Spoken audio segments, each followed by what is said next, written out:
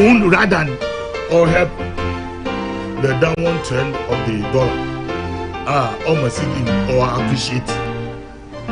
But yesterday he came out.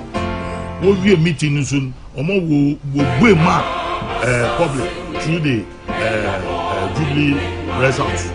Ofori-Atta, they were representative. Let me say, yeah, man, this man is back to town because they know that's the presidency from both people.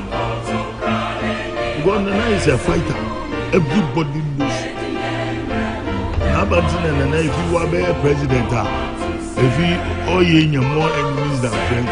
He's FM. Maybe I'm not fighting no call. No, fighting no good.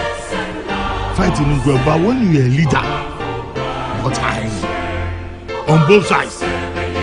Opposition war born fit to waban to them who see me. Yeah. Manina, it shall come to pass. I believe that the president should be focused. Because president, what at the Sikadu do a waji about in Hosaye. Yeah, I got for you. President, about in this canaye. President, by way of new wisdom and major public, get them, my head. No more original talk. The original talk, as I in all aspects of the governance, as I and we are not even looking at that too. The pay a Juma white share, reviving industries. Industries coming back to life. Yema etifonyina akwa abasronko e de Ghana waves kasa fidie so se de dan nyina ye no ene so eye dafofro a otwede Nyankopon no be se yadom nankasa e de adom yen efisi amre akofem se be bo eye no nan ye de eye face to face jumadi no ana ebre wo medin a mejeso eye Richard Kujo.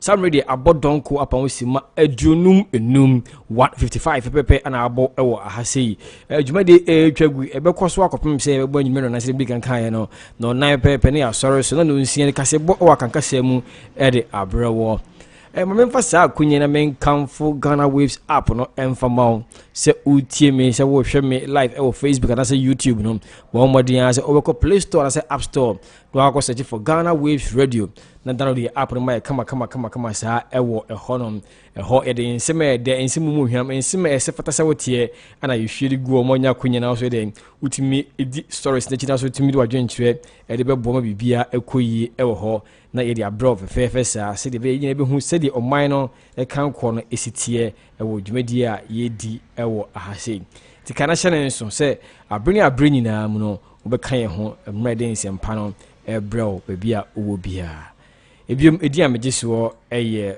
Richard Kujo eti se de beka no akwanya wo ho se ye ku ani mu so betima fred na do adwenkyere e de aba numbers edidi djuma e wo fidie mu eye 004915166594666 004915166594666 we numbers a edidi edjuma e wo fidie mu ye ba kwohwe ye ko akrata mu nsensem a to dwa taw na ye de ho ensem e de aba kasebe ko kata na nsem chi no so ene nsem da ho a betena sesi punu ho na ye nyina de agyen nche so ba so e wo ho a ye behwe ne aka wasem ni nyina egina eye demonstration course weekend and asem for abotodwa from MPP quarters and also MP ba ko a ye say ba ko ye some bribery some offense like what to name be with a big card name and ensem bebre e ba ko san sem ni nyina mu say asem a wo kire abama say the MPC e bi so e the ensem fata ba ko san sem ni nyina say amoso de sen ka be ko kana fanya ko him na say na yenji sa akonya ne infinity MP ben ana ye kan ho asem no so ebeba make say de abrante friend Brogya Genfi ana why na do say what MP court na obi say MP ben and ye kan asemi aha ne nyina ewo ho a ye be hwe na ya kan ho asem ewo ho na ye hu de ba akosi also adwen say wetin be say can see 2011 ton na say mu nyina esi a afi na ho nsem abetodwa ye ba ko keka story na say the city ankasa na ye de mu nsem eso e de abrow ye ba ko hwe ko akrata mu ensensem but ansa na be twe ho akogye ejodi nkrato kakra e de abaye wi a na fi de ho bia no so no ye aba to form ama wahu telegraphic about the dispatch about the finder the crusading guide the chronicles ko kata bebre na de nim na ye be hwe emu nsem na ye de nyina e de abre etiefo ene ahwefo mamensan ka wo se dwumadi etwagu Facebook sa also na etwagu eso eye YouTube channel so so bitimi akohwe bi honom Facebook Ghana Waves Radio so na YouTube so Ghana Waves Radio mo na kohwe di ekoso na so for comment en wadwe nche nyina fa hobra bia de fa bia be gine kenkan ma but your number say wetima frɛ so emrejme de so ekuna nim no wohwe screen so won se egu so 004915166594666 004915166594666 na so nya konya na wadwe nkyerɛ e de aba ababua dwumadi a yedi ewo fidua mu aha ebiomedi amajesuo Richard Kujo yetwe ho ye ba afide de enye kanyina eso de abre etiefo ene ahwefo obebia omobia yede ho sima tew ne yababeto sesia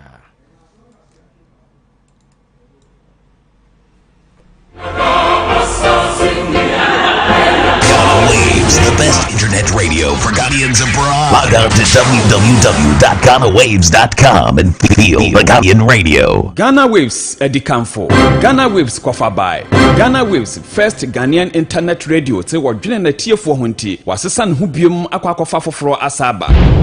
What the number 1 internet application aba edi ama na tiefo. Wo dia ne se wo use Android and say iPhone. Kasebo e fa amanyosam ho de fa agokansie ho ensem we kwaso o my Ghana mu. Eni wiase ama hudo nyina so. Wo betie radio stations akuku dam we wiase ama hudo ne mu de kwaso o my Ghana best radio stations. Ni nyina wo betie ebla wo kura Android and say iPhone. Eye simple no anso obekọ Android market and say Apple Store. Download eye free. Wontua hwe. Wompe we na dia na wope sa woti train mu bus ma na sa wofie baby bia wo bia no obetie de kwaso wiase ma ahodo nyina so just rush and download eye free ne ne koso wonya bro ho sei chale e wese mi pe baby SNSka e ko Ghana fisa abwa no mfa no ada wonti shuru change ka mani abetima SNSka de free Holland akọ Ghana abribia obeko ni pane phone so direct ohia se obeko bank bia na ko use ka no na mobile money o use no no na ska de because say MTN Momo Vodafone cash ana say Airtel Tigo money obetimi use ka no e wo mra omre ho kra na omo exchange rate ni de e da phone boko onua minimo na e fa no mo wo shuru change e wo over 21 branches across Holland. Adodo na nkasa ewo Amsterdam. Ma yemfe shuru change sia no mu nkyere ba bia omo.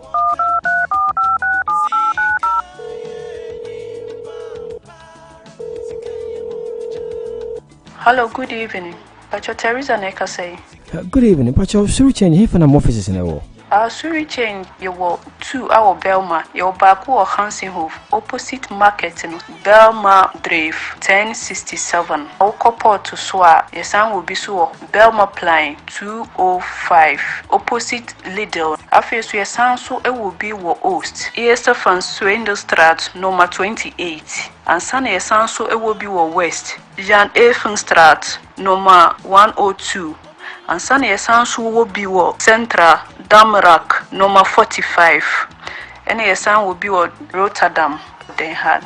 Yo, it has bebre. Neke, Jomuna Beye, Yana from 06860000653. And I say 010-411-1707. Suru change na a easy, a fast, na a reliable.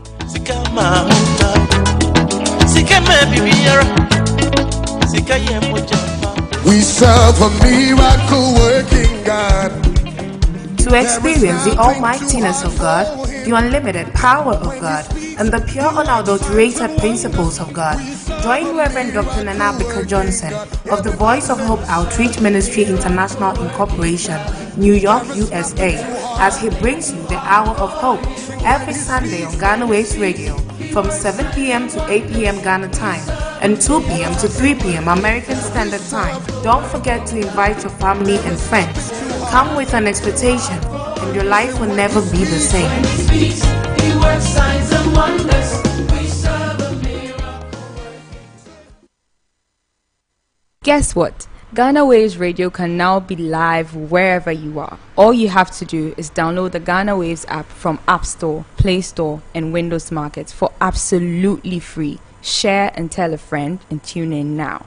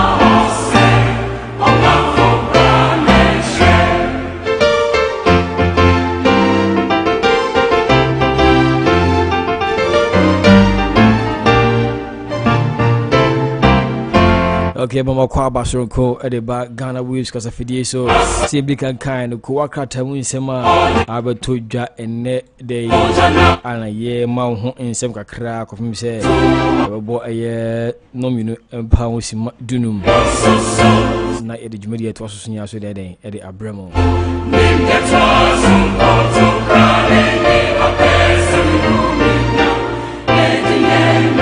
Some media bonu mina pa wosima miensa pepe posugu so wotie Ghana Waves Radio e to bia wo bia na in check se na me de ebro Tommy me chia obutu eye Canada sa Tommy obutu Germany Uncle Fi me chia no Uncle Fi ante won kam ni so ho ye pa sa in check se enkoma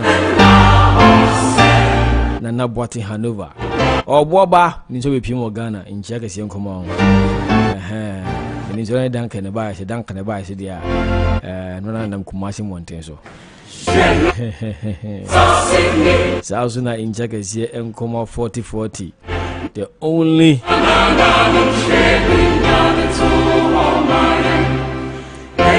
some magazine president Bakope South na in check is here enkoma Oba Tina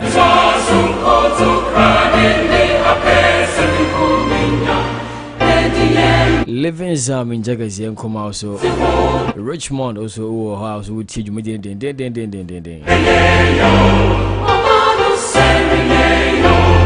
any more share live Facebook and YouTube channel Sunina ye chicha munina and makwaba stronko at the back Ghana Waves Radio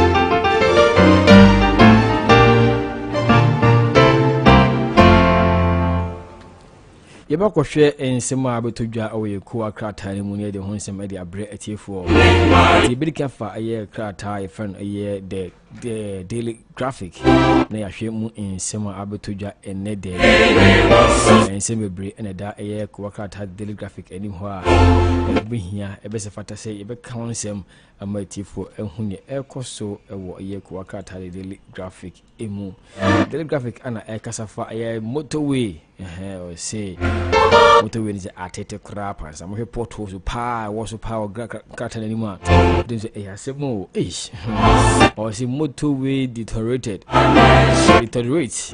patch portion rots away. She said, "I can't attend papa. Why the brother baby? Most motorway pa and so a to say. Say the medium who's a motorway be more. Say, I hear you know."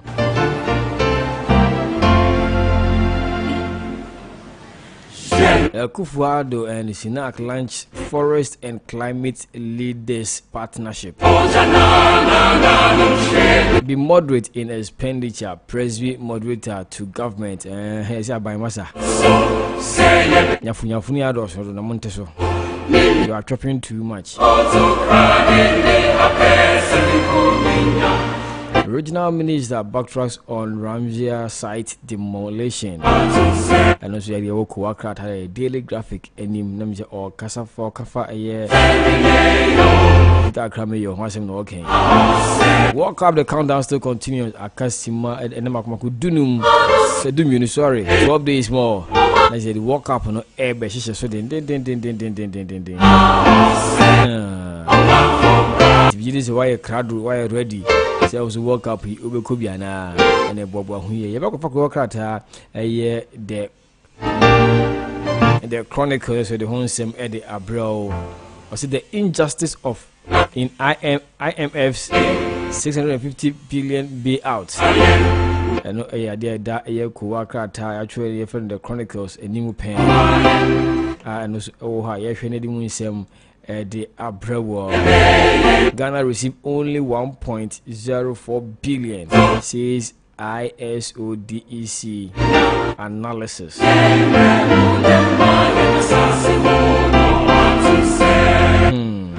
Kufuado, Ghana is targeting renewable energy.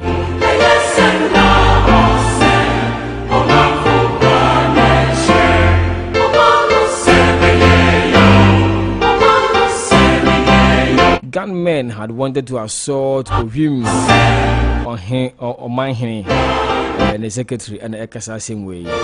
It was we and some man also a walk worker tie friend or a the chronicles and the nimpe and I'm the home and some kakra at the Abreu and ne a day. You better work out a year.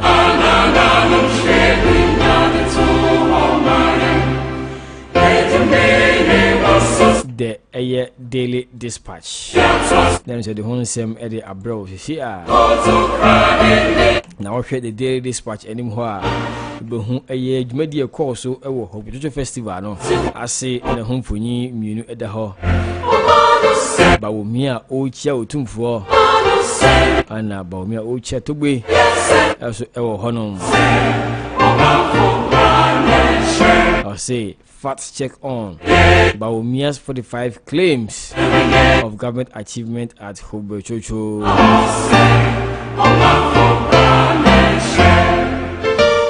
Katafeni Mona, so majority MPs to drag Bagwen, Speaker of Parliament, to Supreme Court over Ajwa Safwa ruling. And also at the end was Sausuna Okwa, she was Dr. Abdullah Hamida Hamid and Infunya at the hall. I said Zambian Energy Board in Ghana to understudy MPA. And also that's how work out the dispatch and him was some Bagana Abisha idea papa with my boy. Also any name seminar at Timmy Egina and Kong so a hall. To initiate the council Abituja. You have to the Kuakata Feno, the finder, and also Abba just a ne. And I say in a work, I say a Kufuado and Sunak, Langes Forest and Climate Leadership Partnership. CD4 rising cost collapse newspapers. Kuakata banana for because Omunya's camera printing. Ghana committed to increasing share of renewable energy. But Kufuado and Ekasa same way the finder and Nimu paying Access Bank builds capacity of M is to utilize digitalization and also idea so that a co-worker had found it was GMA wants medical school in each of the 16 regions. Ghana Medical Association for Nekasa say in here medical schools or all the regions are what of mine Ghana. We shouldn't be a crowd Kumasi. They say a core region be all the 16 regions are Ghana and there. As a mean, it's a medical school and wasu gusa wusu tie Ghana Waves for the yanko ne yanko hwe kwa krata no so etoso ewo ho na yemfa ho ensem enfamrewo ene enwumrei emra jumedin ekoso yenhwe we so efri eye the crusading guide so abadwase mo se okra kumante ni mfonyi eda ho nice and beautiful eda ho sa so ana odike eso mfonyi eda ho na sen watch so chief wants and cruises on Akutushia lands after court ruling and so that any was come ebiom so Odike apologizes to Tumfo over Galamsey comment so Odike could jegu form say Tumfo Galamsey won sfa can we could egu form and said that say me I beg you we the mekan man kan ya mfa enche Ghana committed to promoting renewable energy. And also we are in Fonyi the how Montpellier hobby most and opposed term den for that's was come on. And this is Brogya Genfi sues Tolon MP over alleged forgery. That's him way back with him na yes we the home some go say home some na ba say MP ko si jira kunye fini sem e ba ko hwe sa ensem insure your lives craft Akufo-Addo to entertainers we are so that the new crusading guide anymore the bro and a day about what you quarter no so this war not the home the abrow and prepare na the jumadi about na vie the chat for this is happening we screen so I say but let me see quickly person be brave and my main show we na me fa entwam ewo ho emfa emma GT Ghanaian Times pray tertiary teachers abandon classroom nationwide. The teacher for you strike oh ye is you call a shampoo obi no charge or honor teacher for you strike. Latif assault case yet to commence after 5 years. Ghana committed to increasing share of renewable energy. It was one penny and a kasa similar so at the GT Ghanaian Times anymore pair. One penny the home same about Betuja. They break by a minister in conflict of interest. Minister Ben can I say because say the education minister Royal or say education in Funny and the whole say conflict of interest be a buff and home. Akufo-Addo state Ghana commitment to renewable energy. Zimbabwe Energy Board under steady NPA Nina Adakuakata daybreak anima and also the home same abadan ye T4 Momo Hussein enema ACFA call. Yenko share the anchor Kufuor reject 6 months salary cut report over economic hardship. Ghana Gas CEO pro dead over 8 million scandal and also a idea that Puakrata your friend the anchor and him. NDC will break MPP dominion in Eastern region. If I say Jowak and a Kasa say MPP NDC for someone say or more FSA regional Eastern region of Magic Haboson or maybe breaking that record no floor or take total dominion over the Eastern region with more votes than the MPP and no idea and also Jowak and the Abatuaju anymore. Kufuor rejects 6 months salary cuts report and also the same anchor no enim ewo aha so the hon sem dan etifo ni ahwefo nyina. The Meridian and also ewo ha the same story. Ghana to boost renewable energy proportions. Akufo-Addo and Ekasa same Zimbabwe Zambian Energy Board under study NPA Otumfo Bahomia make historic appearance at Hobechocho. Akufo-Addo and MPK ni nyina so the hon sem aba that way so Kuakrata your friend no the Meridian and also the home ensem aba ene a day. Yen share the National Enquirer and the in those bebree pa and the womb. Say Presbyterian moderator slams Akufo-Addo, reduce the size of your government. Aliko Dangote gains 7 million in 1 week. We report via Abetubia and Ekasa Kokobo trial. Step down, opponent to retire Justice Honuga, and also a idea that a year Ofori-Atta the National Enquirer and him. NDC regional chairman election. 5 reasons why Greater Accra needs change, and also that a year character him. Then I say Margaret Ansa outline new reform for NDC women, and also that a year character more. I see how do I and the campaign and the also regional chairman or say vote number 1 Tete Quality the dean and the Honmos Yanto as NDC Greater Accra regional chairman.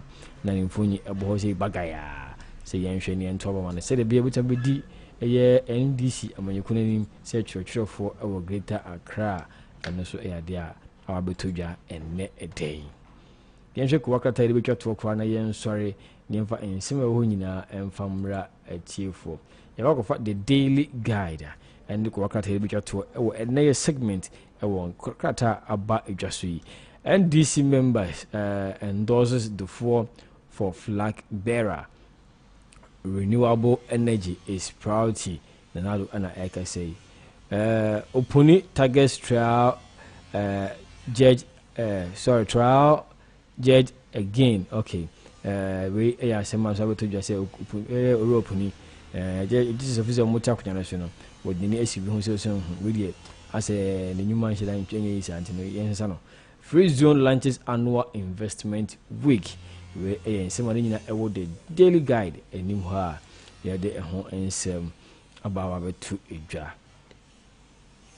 Aha and the Ofori-Atta wins a mina ABC. But sorry, so na yatwaso a word show with other stories and also Abba. When we go for a quick commercial break, a bar. Other stories are trend we're gonna see at the home seminar to jar. When you say no videos are about here, Timbu and Tibesa to also about the Entimiambo. But made any say in yet, but demonstration in Simicos demonstration saying play I'm a want man we will still play the videos. They won't maintain with meeting in Navy or a net show. So if it's in somewhere a year or a friend Rasmus Barak, a kind of mad demonstration air so then with the case someone also the 2 jano, Yabakutisa in Semina, a mra, and also other names air 2 jar. You betray home about your bar, it is Ansemina, Babigo. Now switch me AB. Then we all come back. Now, we're doing with about 0049 151 665 94666. Medical Catcher say MPB on the home bonus some scandal, and also at the home sem Ebebro, baby. I will be stay tuned. And you if you didn't aim for MPB and I can say me. Dear Potin as a MP, our quiet. It's a yaka say, dear, a year a brand different Brogya Genfi say MP, I was a train and I sing in Akunya.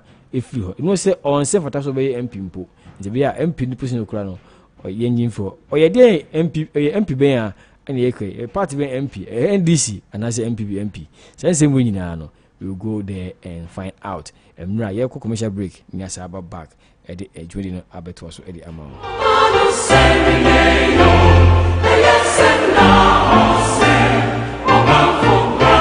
Waves, the best internet radio for Ghanaians abroad.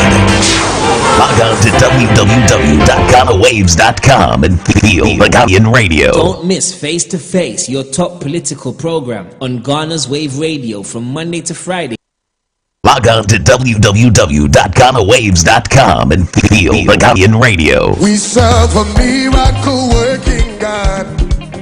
To experience the almightiness of God, the unlimited power of God, and the pure unadulterated principles of God, join Reverend Dr. Nanabika Johnson of the Voice of Hope Outreach Ministry International Incorporation, New York, USA, as he brings you the Hour of Hope every Sunday on Ghana Waves Radio from 7 p.m. to 8 p.m. Ghana time and 2 p.m. to 3 p.m. American Standard Time. Don't forget to invite your family and friends.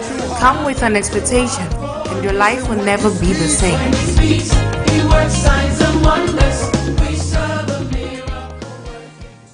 Guess what? Ghana Waves Radio can now be live wherever you are. All you have to do is download the Ghana Waves app from App Store, Play Store, and Windows Markets for absolutely free. Share and tell a friend and tune in now.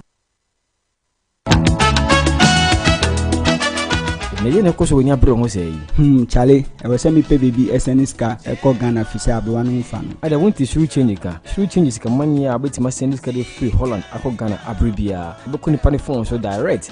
Yes, so Obako Bank, Ghana use Ghana. The mobile money we use no one as Ghana because of say MTN Mumu, Vodafone Cash, and now say 8Th Tigo money, obeti me a use cano Ewamra, Ombre Hokra. No more exchange rates in the at a phone boko. Oh, near minimum 9 fan or more. Through change over 21 branches across Holland. I don't want to Kasa Ewo Amsterdam. My first through change is here. No more change baby or more.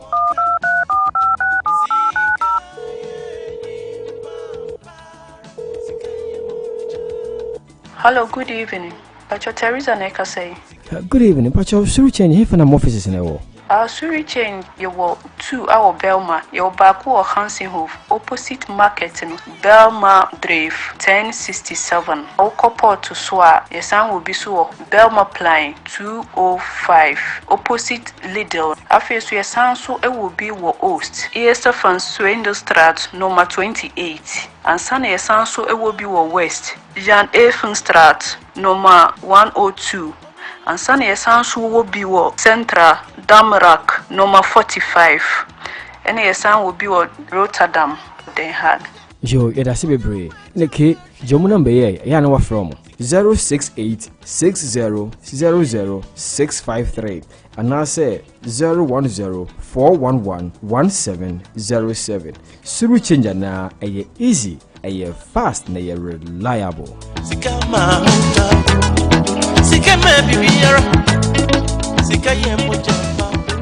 Ghana Waves Eddie Camfo. Ghana Waves Kofa by Ghana Waves first Ghanaian internet radio te wodwene na tiefo honti wasesan hu biom akwakofa foforo asaba. What the number 1 internet application aba edi ama na tiefo. Wo dia ne se wo use Android and say iPhone. Kase bo e fa manwesam ho de fa go kansie ho ensem we koso o my Ghana mu. Ene wiase ama hudo nyina so. Wo betie radio stations akuku dam we wo wiase ama hudo ne mu de koso o my Ghana best radio stations. Ni nyina wo betie ebla wo kura Android and say iPhone. Eye simple no anso be call Android market and say Apple Store. Download it. Eye free. Wontu ahwe. Wompe we na dia na wope sa woti train mu bus ma na sa wofie baby bia wo bia no obetie de kwaso wiase ama ahodo nyina so just rush and download eye free. We serve a miracle working God. To experience the almightiness of God, the unlimited power of God, and the pure unadulterated principles of God, join Reverend Dr. Nanabika Johnson of the Voice of Hope Outreach Ministry International Incorporation, New York, USA, as he brings you the Hour of Hope every Sunday on Ghana Waves Radio from 7 p.m. to 8 p.m. Ghana time and 2 p.m. to 3 p.m. American Standard Time. Don't forget to invite your family and friends. Come with an expectation, and your life will never be the same.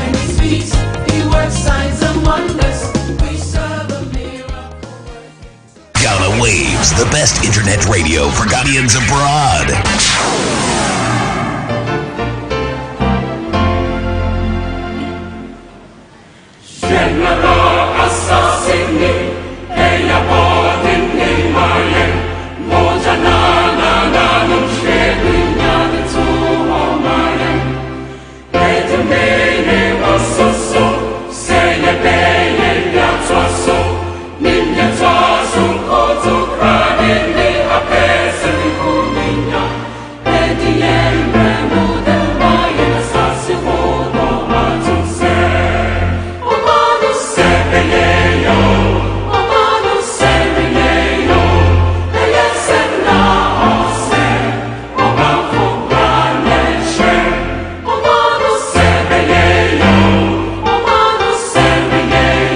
Miss Face to Face, your top political program on Ghana's Wave Radio from Monday to Friday, 3 p.m. till 5 p.m. and tell the politicians what you think.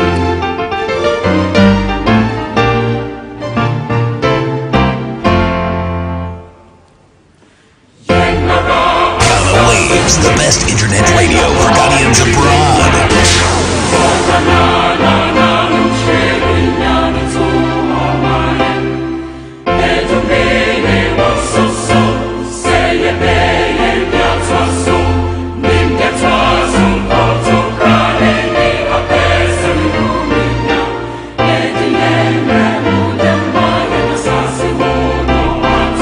Log on to www.ghanawaves.com and feel the Ghanaian radio.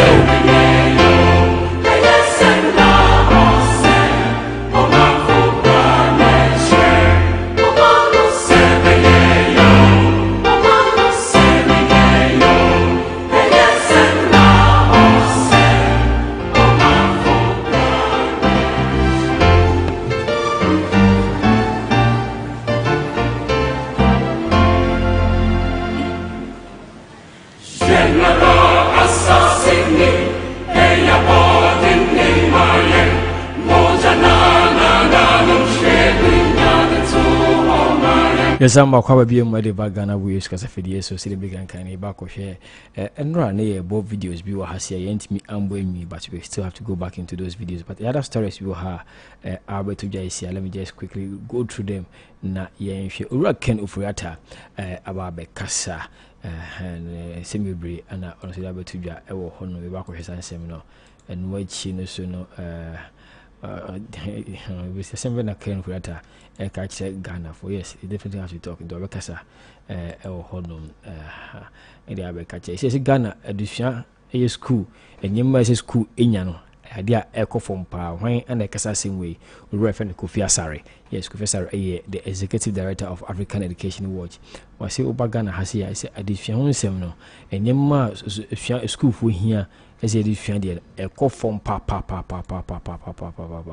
Mahama aso our bekasa so save a saving of 1 billion can be made if Akufo-Addo reduce budget of his office. Say Akufo-Addo office one say come we feel hon and yes and between so wetin fan hwadwen na say ombe tese aska no mo spend one so a had with me age o man sika bakwa sika no Ghana cedi no 1 billion with me enya ewo hono we ensem a ono so e de ababe to edwa ewo ho ono na me kase Ofori Ken Ofori-Atta was say Ghana economy no it will bounce back again. We are saying Ken Ofori-Atta at the Arbor Tuja say the economy no government commitment to stabilize the city. Or say Ghana buying any abre pass city no you be do hujuma say the be city no every cost road didn't make it no you born home be bre amanaba from finance minister Ken Ofori-Atta has retreated government's commitment to stabilize the Ghana city by the end of the year. According to him, government together with the Bank of Ghana had adopted measures including dealing with speculation, which he described as one of the major causes of the depreciation of the city in recent times. Which is a speculation. The man for them, yes, see never cost through, and I see you. You was never just said no, I bet you a quote say she or sending money in a buying a idea of Boma city no 80 a fall part to the dollar, giving some assurance to captains of industries at an Association of Ghana Industries Forum. Mr. Ofori-Atta said, though the depreciation of the city has impacted the cost of doing business in the country, he is confident the rate of depreciation of the local currency will slow down and bring relief to businesses. As a Minister of Finance, no one needs to tell me that the revenues of the cedi depreciation, which has become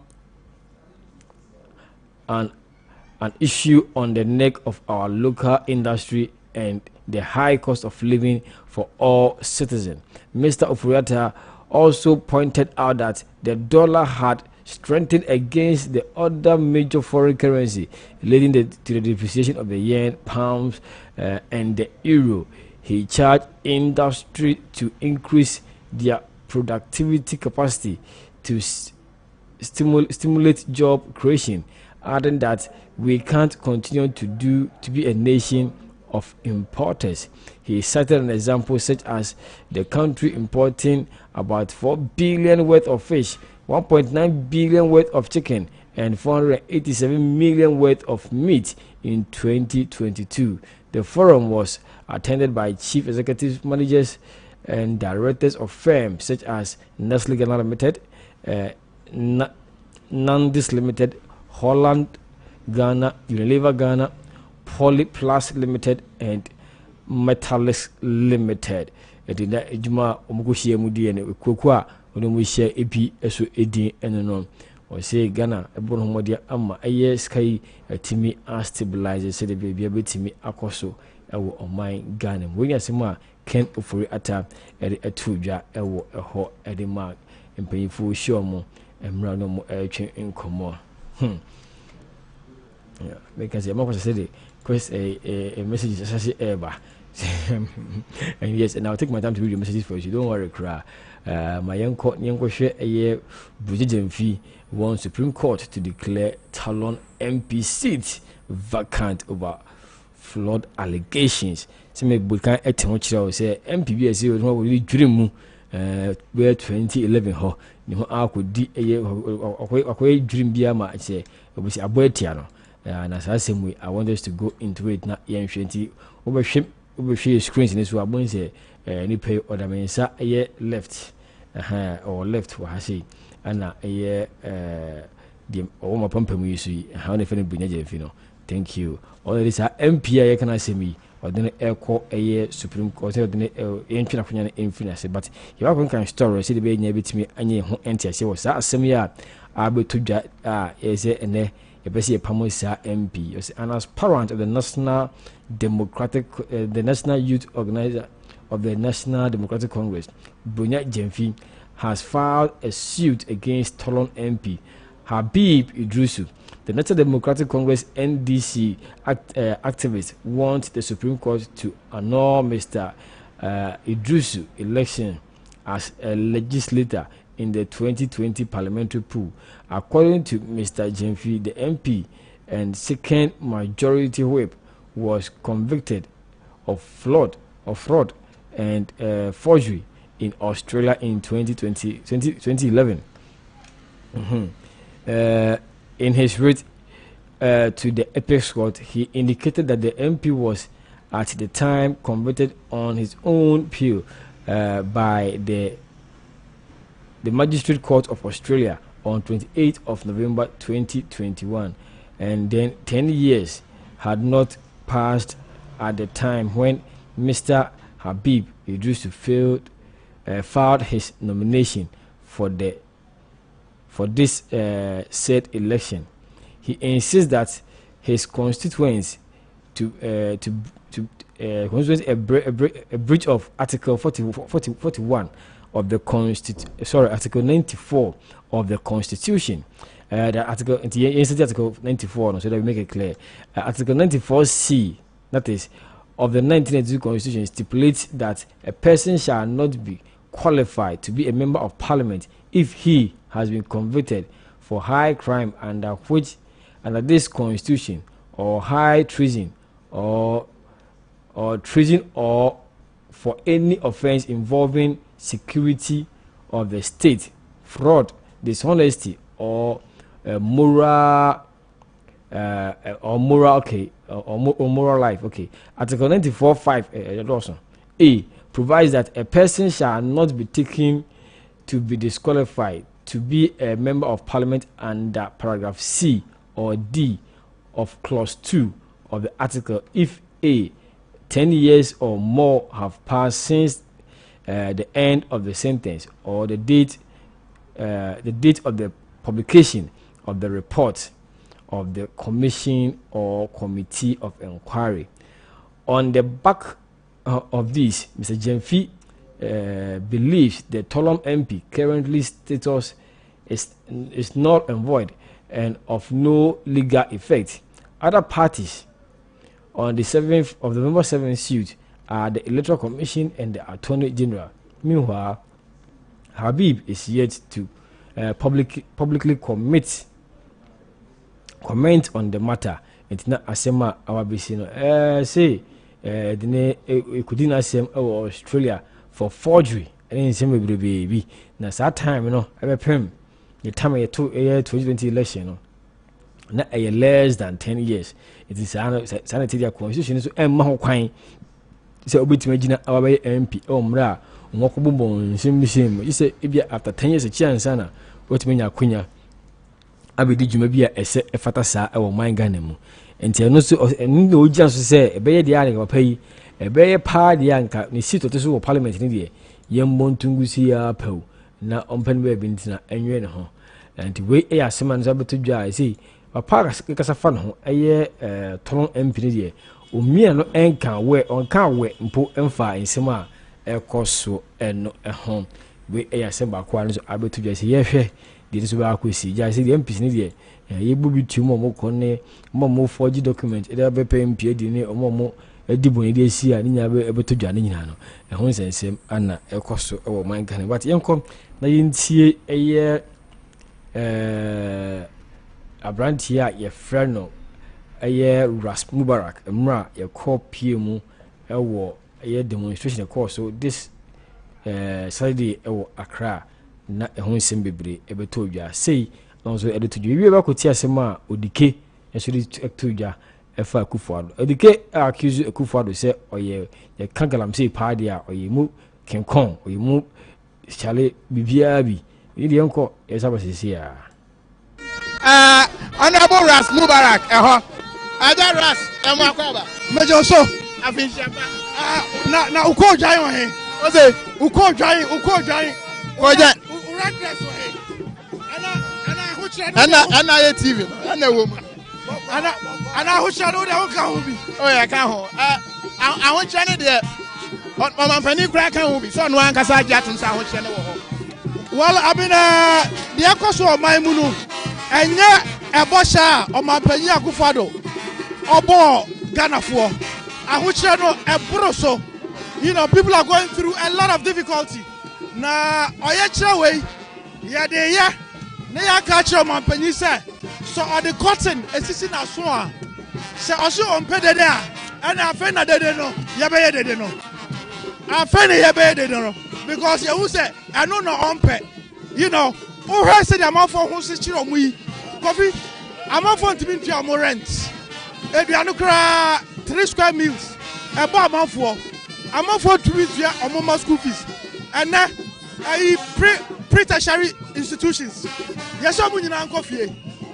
enam eduane a any schools you know that's the levels that we have gotten to and here there yeah ka say omampanyi empamo Ofori-Atta na o say onte no the baba chire no ono anasem he's going to get more booing amafo afena amafo be huru no pa obe huru no afena amafo be ye dede pa dede also ompe no afena amafo be ye because we are omampanyi na o mindful ho e chire omo ne say already you have a price stabilization levy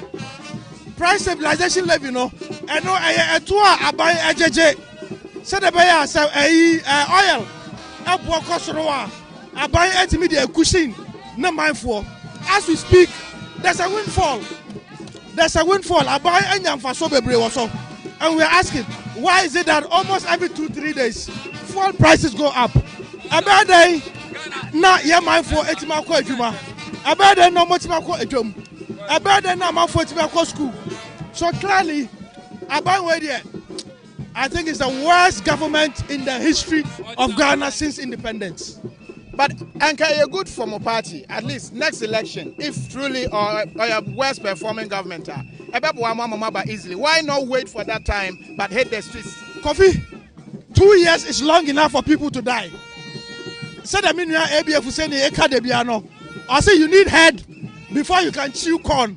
So over we are bro. Now say etile. Now tin you how why we are bro.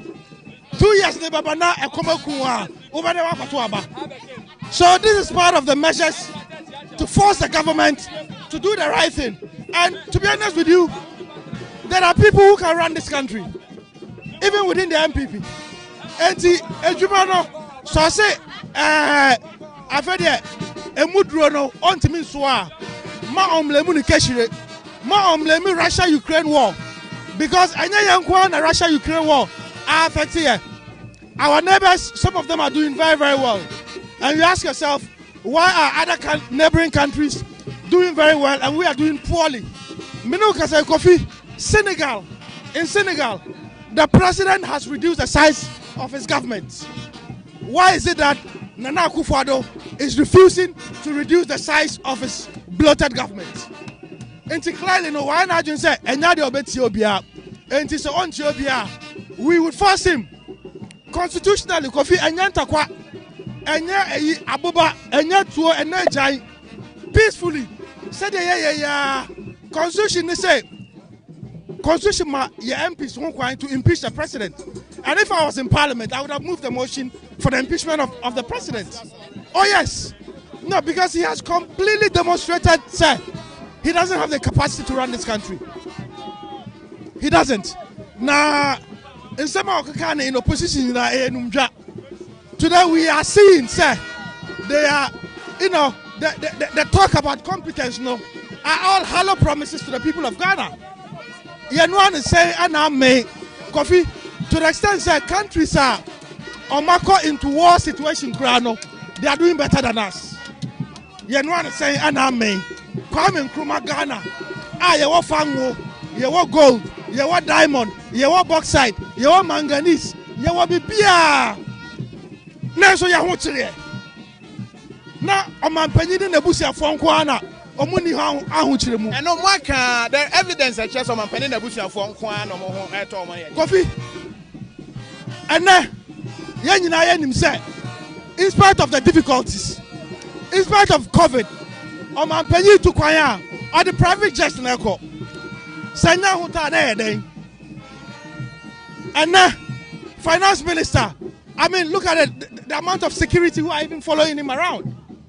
Cost to the taxpayer. Clearly, a man who is out of touch, a man who should have been thrown overboard long ago. So my penny at me Pamo Boache Jakua. Boache Jaku pedigree compared to Ofori-Atta Ebinie. But then I'm saying Papa Nebusi, he's allowed to stay at the detriment of our country, Ghana. Just a enfano, so my neighbor Boa, Nebusi for Omuntiremu.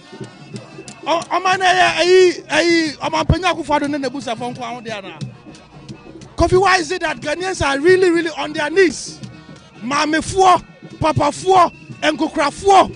People can't even buy their medication. They are on their knees, begging the president, say, Usha boss, Obama atoye. Reduce the suffering just a little. And so now my Penya and I just say, on Ethiopia. Now finance minister, in spite of the vote of no confidence, say, and 80 MPs in parliament, the entire majority caucus in parliament, I say, the finance minister must go. Why is this so indispensable? Kofi, senya katasusane proya, senya sikabina omoya, omopese, Ofori-Atta ebohubaya. What is it? That Ofori-Atta must stay at all costs. In terms of experience, what's the IMF? Now IMF, yeah, NDC, Echo IMF. It was Professor Koshiboche, former finance minister who led the negotiation. It was Professor Koshiboche. Ofori-Atta, I don't know any media in government. Is he the only person with a requisite qualification to lead an IMF negotiation in our country? All right, let us say, Honorable Rasmu Barak. It is the 5th day of November, on a Saturday to be specific. And as you can see behind me, the Kume Preko demonstration has begun.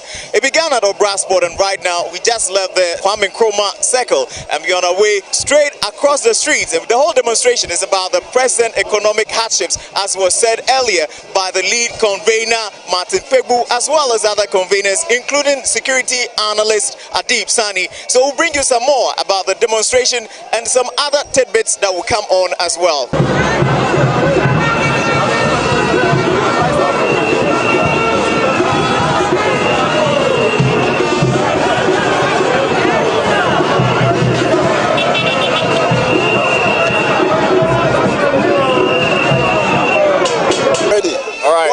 suffering from is the same thing that every Ghanaian is suffering from. So far as you are a Ghanaian, you know why we are here today. The economical hardship on us is becoming unbecoming. That is why we are here today. All that we are asking the president to do is to resign for us. Because he promised us that when he comes, things will be better than this. The president told us that in 2016, that when he came and he couldn't perform, Ghanaians should make sure that we kick him out. And this demonstration is telling the president that we want him to resign because he is not performing. Whatever that he told us, any promises that he gave us, he has failed us. Can you elaborate a little bit on the promises that he has failed? The president promised us of one district, one factory. The president promises us that when he comes, the dollar, the fuel, we can buy it enough. But today we can't even afford for it. Pure water, common pure water sachet. We can't even afford for it. How much more what fuel? Galamsey na when you na shasi na wadi say chebinsuo no and na kohedensu kohanko koheblem ni nyina sai yan pane toto pane no a yan ni ya na ye say na densu tie enye say na blem tie se won pa won ho asama Galamsey no nana me send message wa ma na to ne nimpadifo won ya Galamsey ne ye enye sa chebi mabulu ye nyina ye so ya hu fitin kran ye ba ho ne ye beto wo mo se wada so ye tabia wada so say chebi e de Galamsey say chebi nsu a ye ntwema wo mo ya ble street ne so sisi agobe ye ntitiri cedi nana do adan ye nyina ye fi chebi o mane yan o punish ya sa bone ben ye de aya o nana bone ben na yan youth no ye de aya o ye se nana ye baby o de yakodu na ye sifam. We are right in front of the junction where the National Theatre is. And this is exactly the middle of Accra, and as you can see behind me, everyone is holding a placard. People are sitting down and they are expressing their dissatisfaction with regards to what is going on now. Well, it is so beautiful and it is so nice expressing your hardships where people are expressing their rights, where they are trying to explain what is happening, the hardships, the irregularities, a whole lot of stuff that according to them it is happening that they are not happy with. And I have with me one of the protesters here. And what is on your placard? Yeah, what is on my placard is what we call a BOG, B-O-G. Has the rate. Bank of Ghana. Yeah. Okay, I'm listening. Yeah, Boachi get the dollar. All right. Boachi get the dollar and B-O-G has not have it. We don't understand. And I bear the name John Kodo from New Weja East. My understanding is that when BOG is having the rate and Abochi is having the dollar, what is the meaning of that? My not understanding is that BOG, Bank of Ghana, today we are shortly called BOG, is having the rate but not having the dollar. Why? So in view of this, Nana must go. Is our understanding. Well, we need a new constitution. Why do you think that we need a new constitution? The current constitution should be scrapped, dropped in the dustbin, because it has given the president a lot of powers. Most of the powers vested on him are powers that he doesn't deserve to own them. Listen, the president does not deserve the right to appoint over 6,000 people. The president will be forced to be corrupt by nature. One, you don't have the right to say, okay, appoint DC, security, blah, blah. No. The head of police himself is appointed by the president. The president himself is what's the name? Commander-in-chief. Enough. They have seen the loopholes. And I want to urge Ghanaians, they should not vote for any legal practitioner again. They know the spaces, so they pontificate them.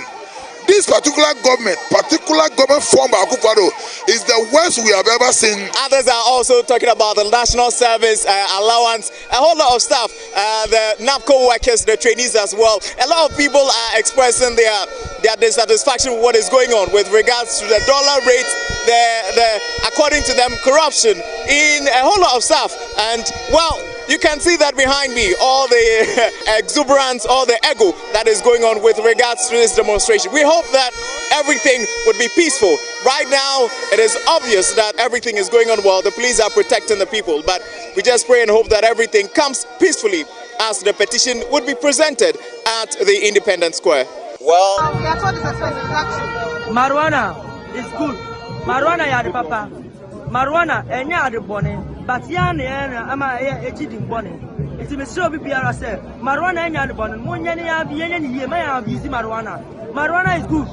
Iti me sure marijuana is good because one, it kills asthma. It helps the heart. It boosts the immune system. But we are told it's expensive now. Is that it's true? expensive. Marijuana was sold, it seems 1 cedi, some is 2 cedi. But now marijuana is sold 3 cedi, 5 cedi. It doesn't make sense. I did a boy, to me, I'm telling you, Madame people asthma. Wow. Yeah, marijuana, and Yamano, or no man of Panya. Now asthma, it's marijuana. It is also use marijuana. It doesn't make sense. Marijuana wanted to so. Obi ko ndia marijuana won pie. Na mu fa njabe tu mabra penifo no kura ye bi. Omo no. E penifo bia no. Oba ko hospital ko 37 ko be bia na bi so mo say marijuana enya na. They will tell the truth. Marijuana is good. Marijuana is good. My name is Korea China in all social media. Our concern is Nalado doesn't respect Ghanaians. He is very arrogant. Nalado is behaving as if he's doing Ghanaians a favor as a president. Nalado doesn't respect even the oath he swore on the 7th January. Nalado has destroyed our economy. Nalado has destroyed our environment. He is number one demonstrating this. Nalado is destroying the rule of law in this country. And everything, all his actions and inactions is a clear indication that Nalado is not a leader. Given 100 years, Nalado cannot change the bodies of people. Given all the resources in this world to Nalado, nothing will happen. Nalado is wasting everybody's time, and he must leave the scene honorable. And what's your take on the finance minister who is being called to all the team, the economic management team? They have caused more harm. They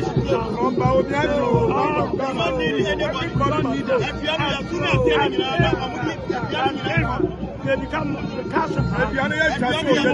We will continue this demonstration on the daily basis until we push him out of office. Pepe and ODK editor say demonstration the omunyai omobeya ya kopim say they will push the president out of the office and the president on the whole entire the economic management team no they will make sure say they all leave office. Only demonstration better at home baby say they won't have peace to work. It's the omunya ready pass the demonstration on afina more eba bekoso ewo oman Ghana mu etia omanpanyi John Dramani omanpanyi Nanado ene ne chidifo nyina ene wona aka no ho ne ministers wa pa omo nyina ne de ombetie tuasa kofum se omobenya adwensa kire bia ombeye de Ghana fo epe ede ama omo tinsem bi sei na todwa ewo demonstration a ekọ weekend ewo eye Accra honsem esi etie ye ko enim no so na ye hwe other stories no so make headlines and a day was very kan na ado honsem bebre ana aba ne nyane se omampanyin dada eye John Dramani Mahama and I but you say na ado there be spending I was spending too much I say yeah dey ka wo twa spending no so a anke betima boa am Ghana esikene timi nya bi ato na so spending too much and enya no kwa na kasa president moderator so and so betum say there be every aban enkate ne expenditure na so say the be ya e betimi asave kra e aboa other sectors of the economy amma a dollar na ekoso gizigiti no etimi aba form or say saving of 1 billion Ghana cedis can be made if Akufo-Addo reduce budget of his office we John Dramani Mahama and ekasa same way e dia kire opanyi na Akufo-Addo says e dey what in expenditure so pa dia e betimi aboa ama e sika omo spending on e betimi aba form so from Akufo-Addo from Nanado from John Dramani Mahama to Nanado and Okasa Seme Edachena say and the former president John Dramani Mahama has noted that the budget to the office of the president in 2022 was too much. He said the budget was has been increased from 700 million to 3.1 billion Ghana cedis this year. Mr. Mahama said President Nana Akufo-Addo to cut the budget to his office in this time of the economic difficulties. The budget of the office of the president was ballooned over the last 6 years from 700 million to 3.1 billion in 2022. He tweeted on Tuesday, November 8th. He added, for example, rationalization of to be successful, it must first start in the president's office. Substantial savings of 1 billion can be made by slashing the budget. His comment came at the time the government is seeking support from the International Monetary Fund to deal with the economic challenges. President Akufo-Addo says negotiation is going on well despite claims by some quarters that it is not. And the way any ensema and also Abetoja Ewoho Wajen show with my friend 00491516659466. My making kind message my community, my making can free ho na yen kwenim ewo ho way a message I've seen SN concerning a Ura Ofori-Atta baby and Ekasana or sell the message about or see a friend no Adam Siyaira saying market players have lost confidence in the management of the economy. And he's making reference to Asimo Ofori-Atta Bekan. He said government committed to stabilize the cedi, and on a joint at the Afahon or the Eba. If I can kind of message quickly, I see he pinched for a year concealing critical economic data through creative accounting has been exposed. No one, and I mean no one, in the business community still trust Ken Ofori-Atta. So the best solution of our economic problem is Ofori-Atta to listen to all the wise counsels and resign. His resignation won't send us to heaven immediately, but it will give Ghana a fresh start. Where Adams, Yaya Adwinchira, and also Eddie Abba. Many Ghanaians have fallen into poverty because of the massa and media temeshopi marriage Daniel do I say, is this guy still talking? We just say can Ogusu Kasana a messenger and also Abba Elho. Obit my friend 00491516659466. Now so I join you Eddie Abba we and some for as well at the Guru Ken Ofori-Atta so more Ekika Elho one in Sema Ofi say Ebia Waka Enkoye Ewo Amamua MPP Abino Ebu and we so in some so Baba me kwa homana so quickly na me ngofa yenua Tommy ewo ahomana so obutu Germany ni nyina dwenje ewo nsema abeto edwe. Hello Tommy. Good afternoon Kujo. Good afternoon Tommy. Let's say Ami adumo na muso e. Nyame adum ase ho ye pa. Michia woni watiefo nyina bom preko pe. Ye nyina ajo so. Yama mo adwuma pa so amobokdo. Ja the other two hono meti bi na say ja yeni nyina na meti de ntino. Okay, the other enemy. Meti say na ene sa adwasafo ade ni be manamboa. Adwasafo ene say when people parliament house here. Why absent still? Na sisi ano obetima akọ parliament ana say ontimi. So oye parliamentarian yen ka say man ma parliament ntino. Me sure so be talk parliament fa. So okay, because meti say almost say omudi na asemu say nze parliamentarians idio masemu nyina na obia wa right so be parliament yen ka say for parliament e must fat woni ni wa asem obe wadwuma ya fe okay ntino na okay kujo mamu so adjust for that who GP ana as a parliamentarian yes I'm sure so be GP but the last time I say he is on leave without pay. I think I've seen that. I remember I saw that letter not the out. I have to cross check again. But what he was before, no, they are not GP. Yes. Hana mene speaker of parliament.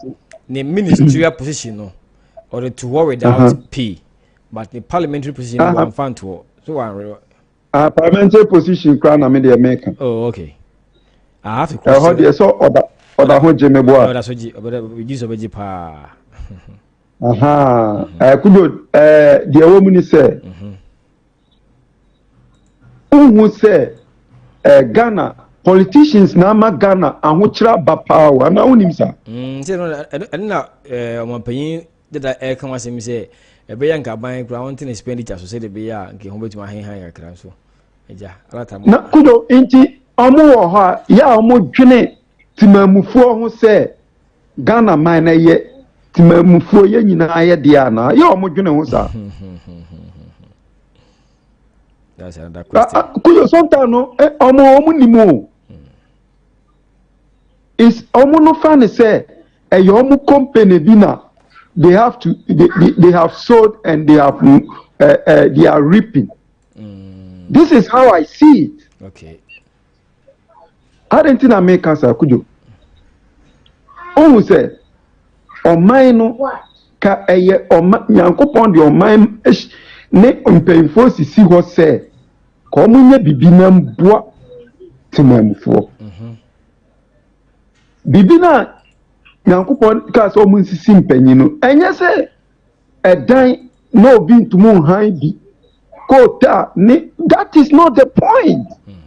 Kudo life in this world say una die ube dia na die o be sha eno ni life no kudo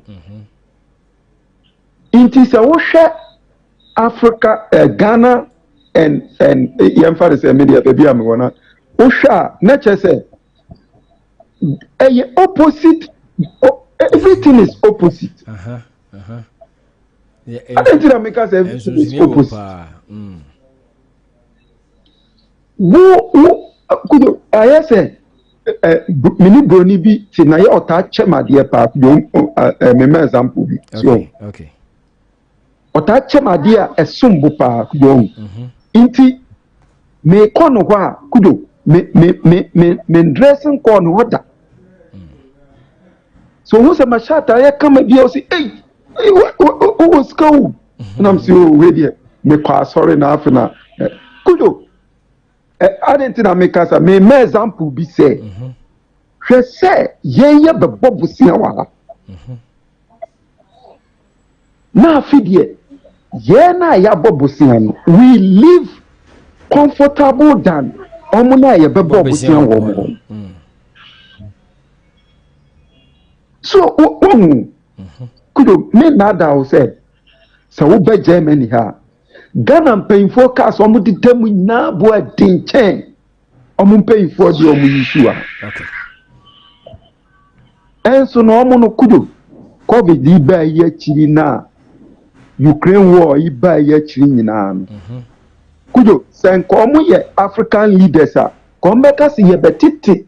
Obia de bu obia ka sa African mentality no kasa no mbe no kombeka say ye de bu obia no ye betete so if say COVID and Ukraine kudo so no ye ka say amafo de o man ka say o mo say enam sa ho kira benti na ban me sa aboa mu biomaka dada na me boa mu no okay kudo look at this and no say sometimes no ya na me no me hu ni say omu no Bible asem no na omu di so no eno na ma omu nya bi na omu nya bi so de boa timamufu okay kudo he say Bible say the training nsemu ma dodo no na ye ma no bebre eme bi atwam kudo me say Syria for na yifo millions of immigrants eba nkofo we jiomu nyina kudo na nu ya Ukraine war hwe oma jiomu nipa half of the Ukrainians okay because omo ben o fi Poland na chese Deutschland jiomu nyina be good Deutschland kudo ya ma omo dan ya ma omo ska busumbia be jibi kodi and oma sadi bi akatina mufu ho say enam Ukraine war ahokyere eba gas ye tutum ni ahokyere ntino modie mo sanji bi emboa mo there be o say omo make reference here Ukraine war ntem ahokyere ba omo make reference no omo no kire say ya gas no prices cost okay gas ɛne adeade ne ɛkɔ soro nti saa deɛ a yɛ ma mu bi asa sɔpɔto deɛ yɛde ma mu nti kudo sɛ wobɛyɛ kurom so a wonim deɛ ɔmo yɛ sɛ sika ne ba na mpanyinfoɔ no sɛ sika na ba nti no sisia no yɛma obiara kɛseɛ nkakra mpanyinfoɔ no sisia no yɛakatua koraa yɛgye no esusua nti no yɛsrɛ sɛ momfa bi nkeka yɛ ho politicians mu no sɛ na gye sɛ metiew a wo ne ɛyɛ owura John Dramani Mahama ɛyɛ adwen sɛ bɛyɛ anka MPP aban no ɔmo nti ɔmo expenditure ɔmo ɛwɔ presidency hɔ nkoa because before mo bɛpa wɔn from 700 million cedis Ghana cedis sɛ yɛakɔdu 3.1 billion Ghana cedis which is the thing say is more too much as a bank it is why we can save like 1 billion Ghana cedis what ne ɔmo panyin da ya adwen wasa semi ho kudo menene ya adwen 100% na the thing say some panyinfo we no sɛ ɔmo wɔ position na ɔmo kasa sɛ timamufoɔ yɛ kasa ama mo so look at some profo yi nyinaa na ɔmo wɔ hɔ before consumption of SVU near the adeɛ ɔmo yi use new cars near the kudo. He was there before. Kudo, me say, these people know what is good, but they have taken it in such a way, say, Ghana ni biya nyo biya. Sikana yen Ghana ebano. Eye politician, eye dia. Si yenya position ni wia, momi yan kanche Ghana for say, oh, modi yebe buamu. Omo de sana kujo mamincho adimba kubia they try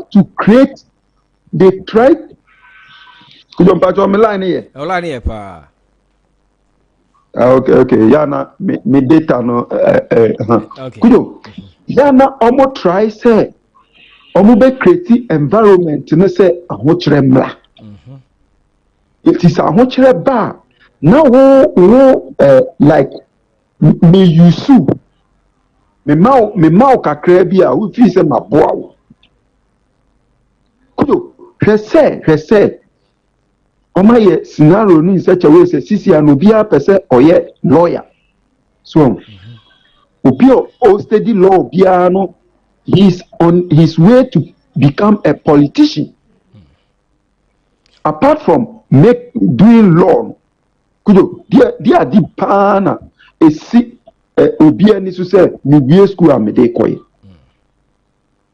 so intino the oman penyin that they cannot dey right but the present government die what you say because before you know kanana any person maybe you MPP ya bo MPP nana ministry in a doso or say me penitentem kudo inka wo ye ya niema amuye den you cut it half one awodi omuba nti it's easy to cut it half who make conference no aka say oh sisi ahoche na aba ne nyina ye nitua nti me be cut me expenditure government expenditure ye be cut no to half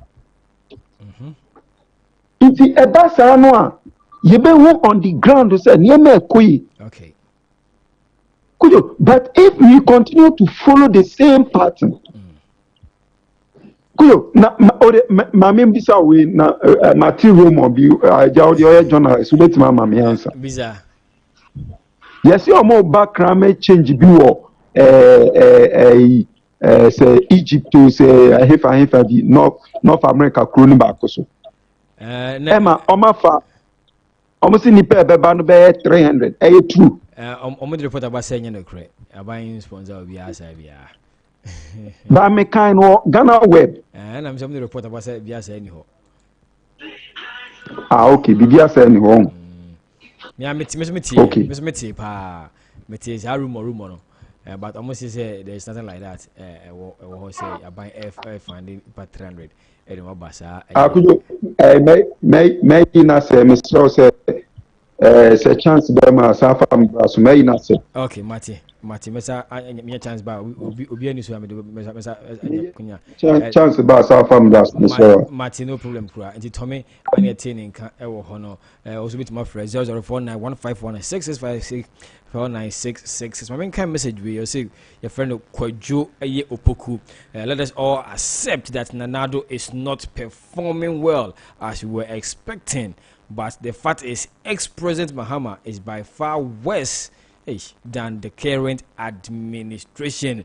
We if we Kwajo Opoku ho and Nigerian Ere Aba or say let us all accept that the Nado is not performing well as we were expecting, but the fact is ex-president Mahama is by far worse than the current administration.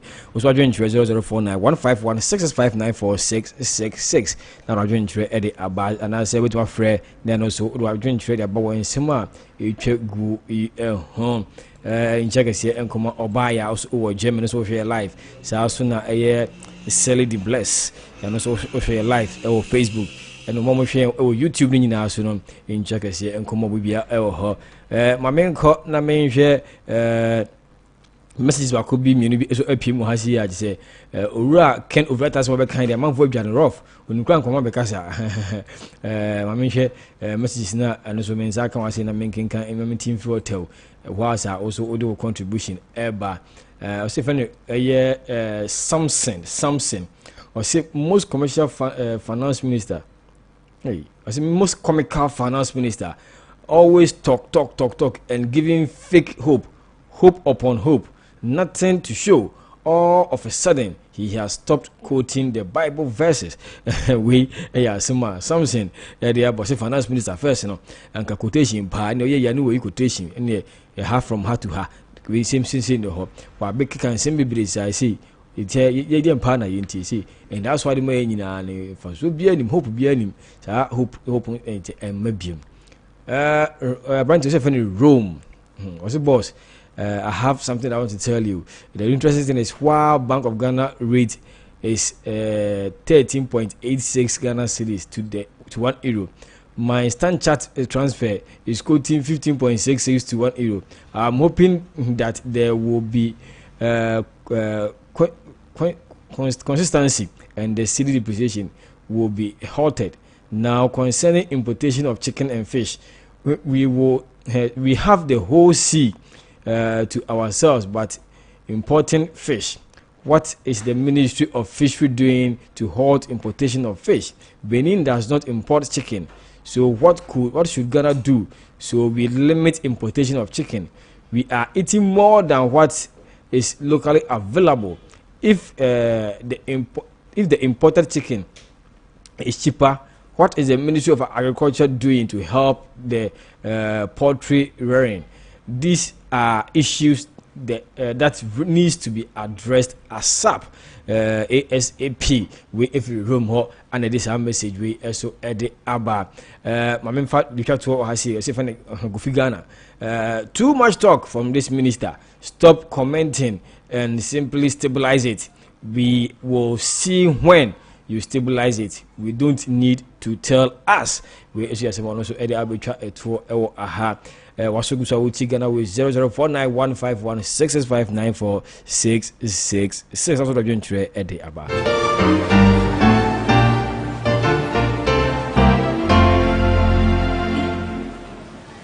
General Assassini, Eya Bodin Nimayen, Mojana Nanum Shebinya the two of Mayan. Edemene was so. Ninya Tasun Koto Kradini Apes and Kuminya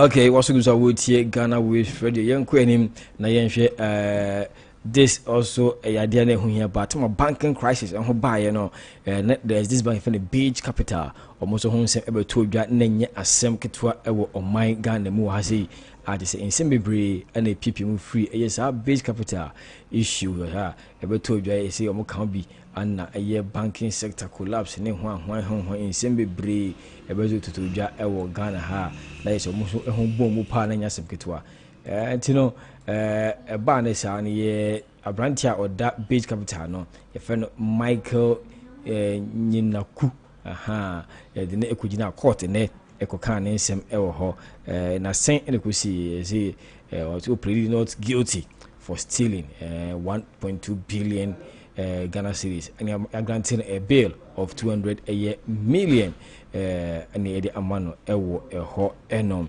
and make say the court amane bail.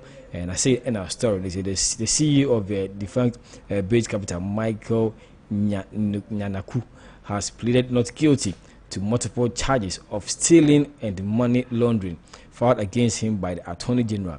A total of 44 charges has been filed with other offenses like fraudulent breach of trust attached as well.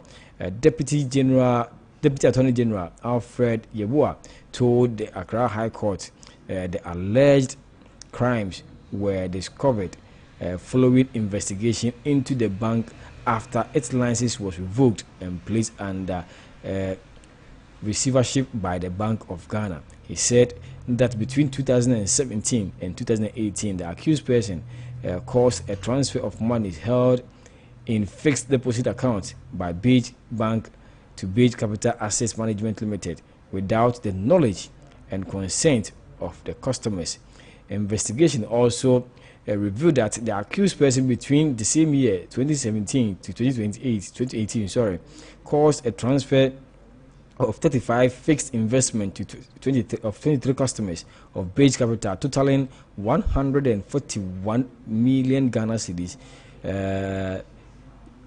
42,348 Ghana cedis to Beach Group, a company wholly owned by the accused and is the majority shareholder of Beach Bank.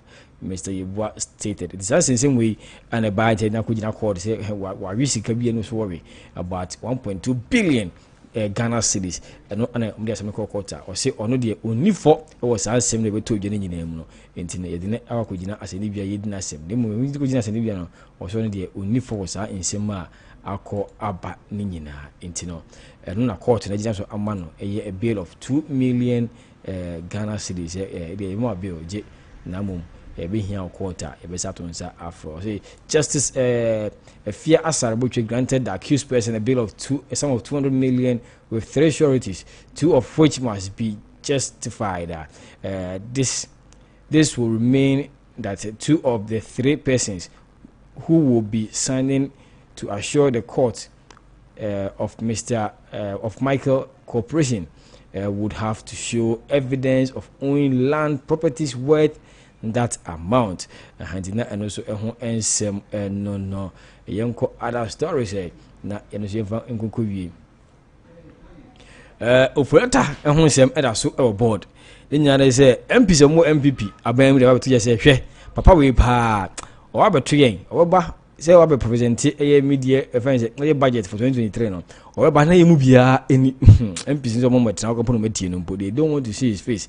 Ofori-Atta will come and meet an empty chamber if he calls if call for his resignation are not addressed. Say omo say ya nhwe ni nyina di pa dia enya dia ye Ken Ofori-Atta o abeto mo e wo chamber hono o ba chamber ho nyina empty without Ken Ofori-Atta.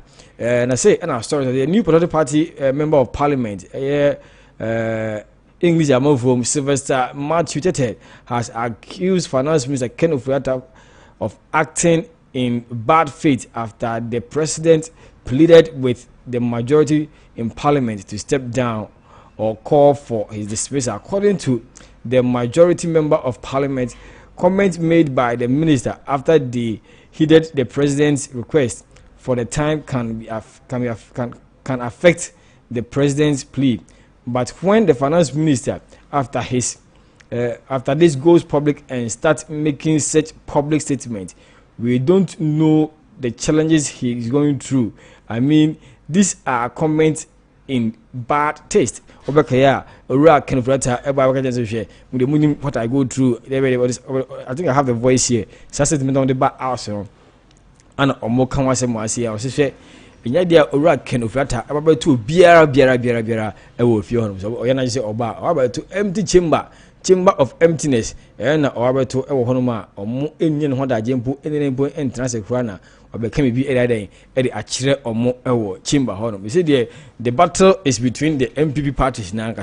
You see, already know a month about out said Ofori-Atta must go, and whole demonstration changing the course of a Friday. You know, right now, no MPs about us say one called there any other chamber hall.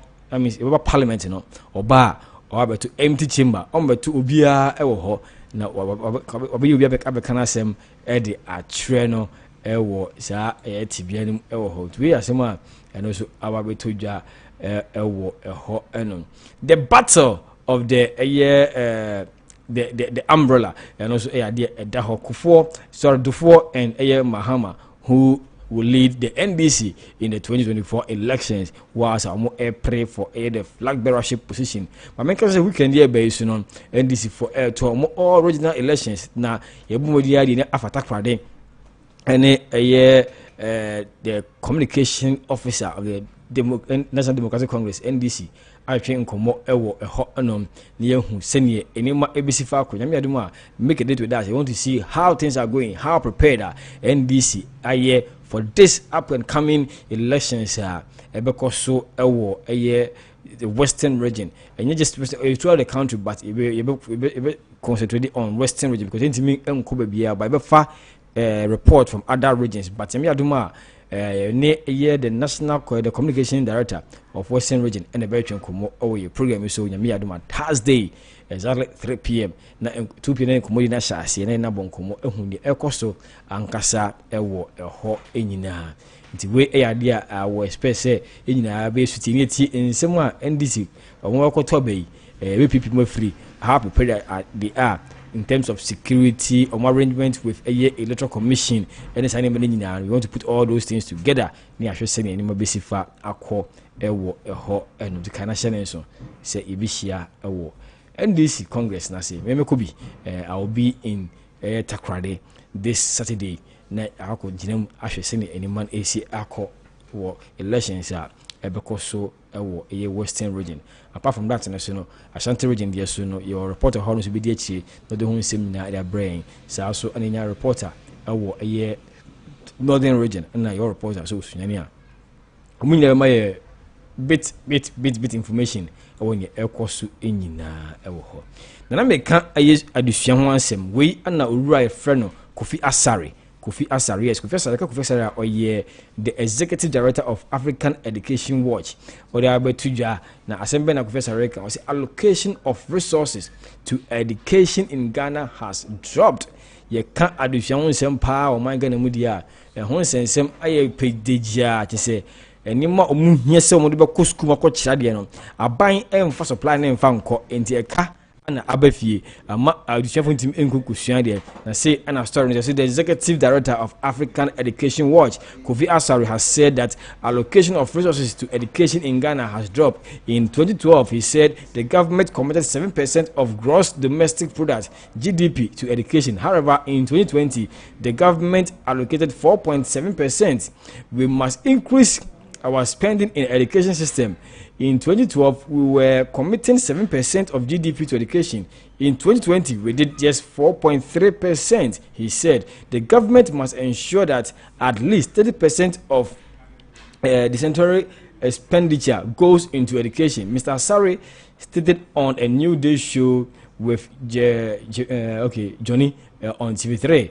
The former Director General of the Ghana Education Service, Charles Ahito, also made similar comments. He further asked managers of Ghana Education to set the right priorities in education. In his view, The right priorities will help deal with the challenges and in the sector. Speaking on the New Day show with Johnny on TV3, Mr. Ahito noted that the education sector in Ghana is going through crisis.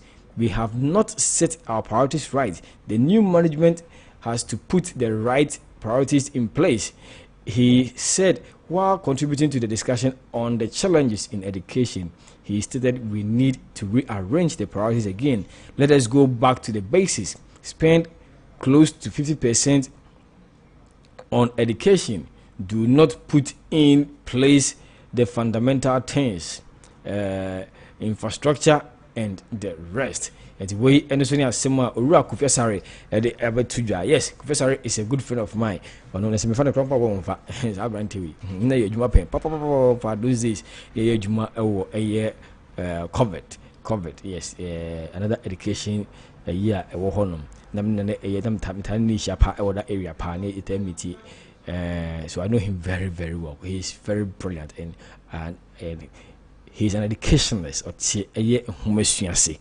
And when it comes out to say some of these things now, yes, trust me, he knows what he's talking about. So Kufia Sari and Eka same way. From 2012, education, scared the shame a conform. It used to be 7%. Right now, at Tiawa from we do 4.3, and we do now we do a year 2.0 a hot annum. To win a sema a year Ura Kufia Sari, Eddie Ababetuja, Eddie Amaye. So at him at TB Ewa say.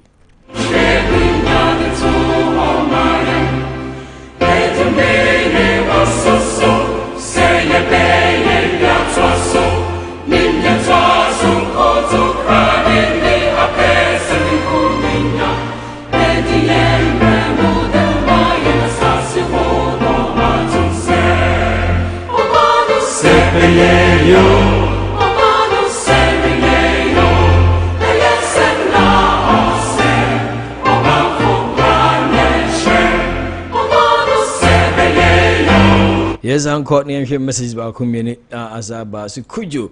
So what is Ken Ofori-Atta still doing in office? He must go so that Ghanaians and the business community will have some confidence in the MPP government. He is becoming the main person who is pulling the party down. That is my opinion. That is my suggestion. That is my take on this very issue. Okay, all right. Also, as I join you, and also, Ofori say, Ken Ofori-Atta and the HMP are by no connection. The bear and one reason say the bear Ghana for being confident. The business community being confident. A buying him, but so when you say idea or no, a can be a war chain or mine Eddie a quote nechi. A would you a buying AD a hot and Mr. Ofori-Atta. A month from person being mountain. What are you doing? Yes, uncle, another message I say on Ken Ofori-Atta one more time. I say, say, friend, I say too much talk. Just stop talking and do what is needless. It's needful for Ghanaians. And also, I was a friend, Bonsu. I say he is just clueless. Ken Ofori-Atta is just clueless. He doesn't know what he is talking about. He doesn't even know what he is doing as the Minister of Finance.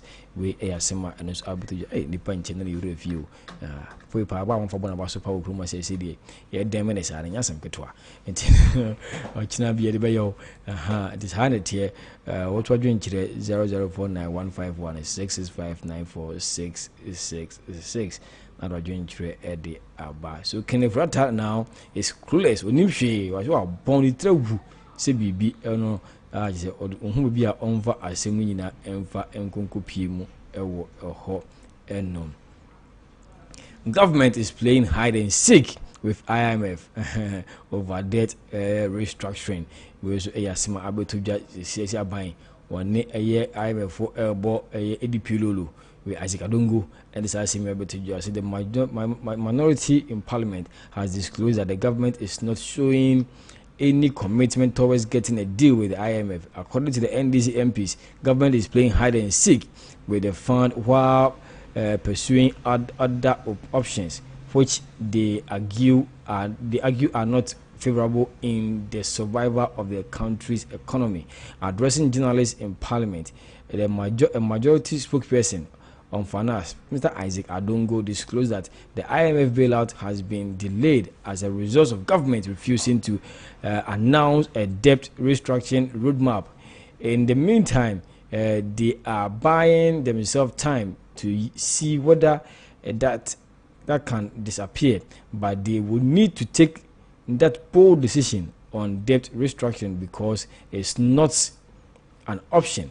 Ghana, as we speak today, does not comply with the requirement of IMF for a fund program because the IMF does not lend into an unsuitable situation, and Ghana's debt has been concluded to be an unsustainable.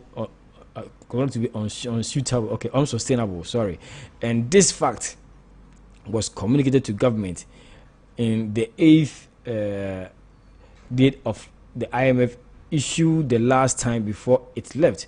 So there is no way we can have an IMF program that is supported by funding without undertaking steps to bring our debt to sustainable level, so that we are in compliance with IMF own initial requirement.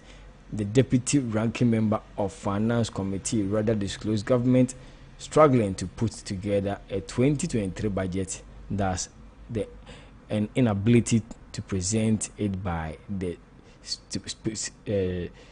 stipulated November 15th per the Public Finance Management Act. In the same crown, since we know budget square out of crown, and why I did because break it through the IMF program with a bad thing say a bit to me and make any budget, because what are you going to spend, what are you going with what money, with how much, what are your plans on all those things must come. So the way IMF and some no through the a better than papa say bit me a clear side money na at the free a ho. It was here in some able to just say MP abino or money a year minority no but money events IMF for no may be a enshada fata. In some catch IMF no mon can show or moving edipiro or honoma and what bibiara ewo ho nti ne beya aban enso no tenase no fa nancy from na de so mbeka kire finance IMF no omon kan kire omo na ekwan ya mbefa so a metima boa ama Ghana ye kana ye de no etima ba fon so mo fa ne yantudwa road map no fa ntudwa na IMF ohun kwan mfa so eso aye omoni ma nti no we asema eno so the Abatuja Ewahasi. We just sending me a video and I want us to play it and see and someone and also Eka Ewoho. It's about a year Ghana economic challenges. Christian Council Chair wants Ghanaian to minimize criticism. Yenguti is one also the Tuja and Bra also Ekasa Ewoho. Downturn is a global phenomenon. There have been intense public outcry in the management of the Ghanaian economy. The government has struggled to quell the growing anxiety of citizens. However, Right Reverend Professor Joseph Obri-Yabuamante fears constant denigration puts the economy in a negative light to affect investor confidence. He was speaking at an event to climax the centenary anniversary celebration of the Asante Presbytery in Kumasi. Ghana has become very difficult, but I also know that the whole world has become very difficult. I know that things are very difficult and Ghana to see home. But Ghana will be brain educated to know say there is a serious world crisis. Because Ghana and the politics. The opposition now is the more opposition of the China, you are noticing the Guasi. No, that kind of politics with the Munya and at least for those of us who are educated, it doesn't convince us. Professor Mante, however, asked the government to profess solutions to the economic challenges quickly. I did my plan. Mr. What kind of form money said? And no man, you will be more you can. Now, sir, pass a young Casagana, you call media soon. Now you go your moving, you go your money more. The more you can negative things about our country, the more the prices of things will go up.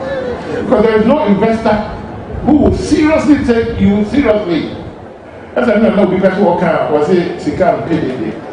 Meanwhile, Minister for Trades and Industry, Alan Kwadwo Tremantin, entreats Ghanaians to exercise patience as the government seeks solution to the economic challenges. He assures the government is doing its best to salvage the situation. Our president, so we are in a crisis. So the issue is not about being in crisis. It's about finding the solutions out of the crisis. I said, you pekwan be faso edi hihye be guakwam na ya frisa ahokyere mi na no de menim se mo nyina mo nim se yegusu pa ebi edu be bia na mo nte yenka nye se ye reafi and answer we do not have empathy for the people of this country. Anya kura se ye nyina ye busuafo no ye wo mu bi nti sa atima no de and then the centenary celebration, which started in 2021, involved cleanups, blood donation exercises, award ceremony, and a candlelight procession. The theme is 100 years of evangelistic and ecclesiastical work in Asante, the past, the present, and the future. Asafohene Achamfo Asafobuache Ajiman Bunsu pledged to donate a parcel of land for the Presbytery's Centenary Commemorative Hospital project.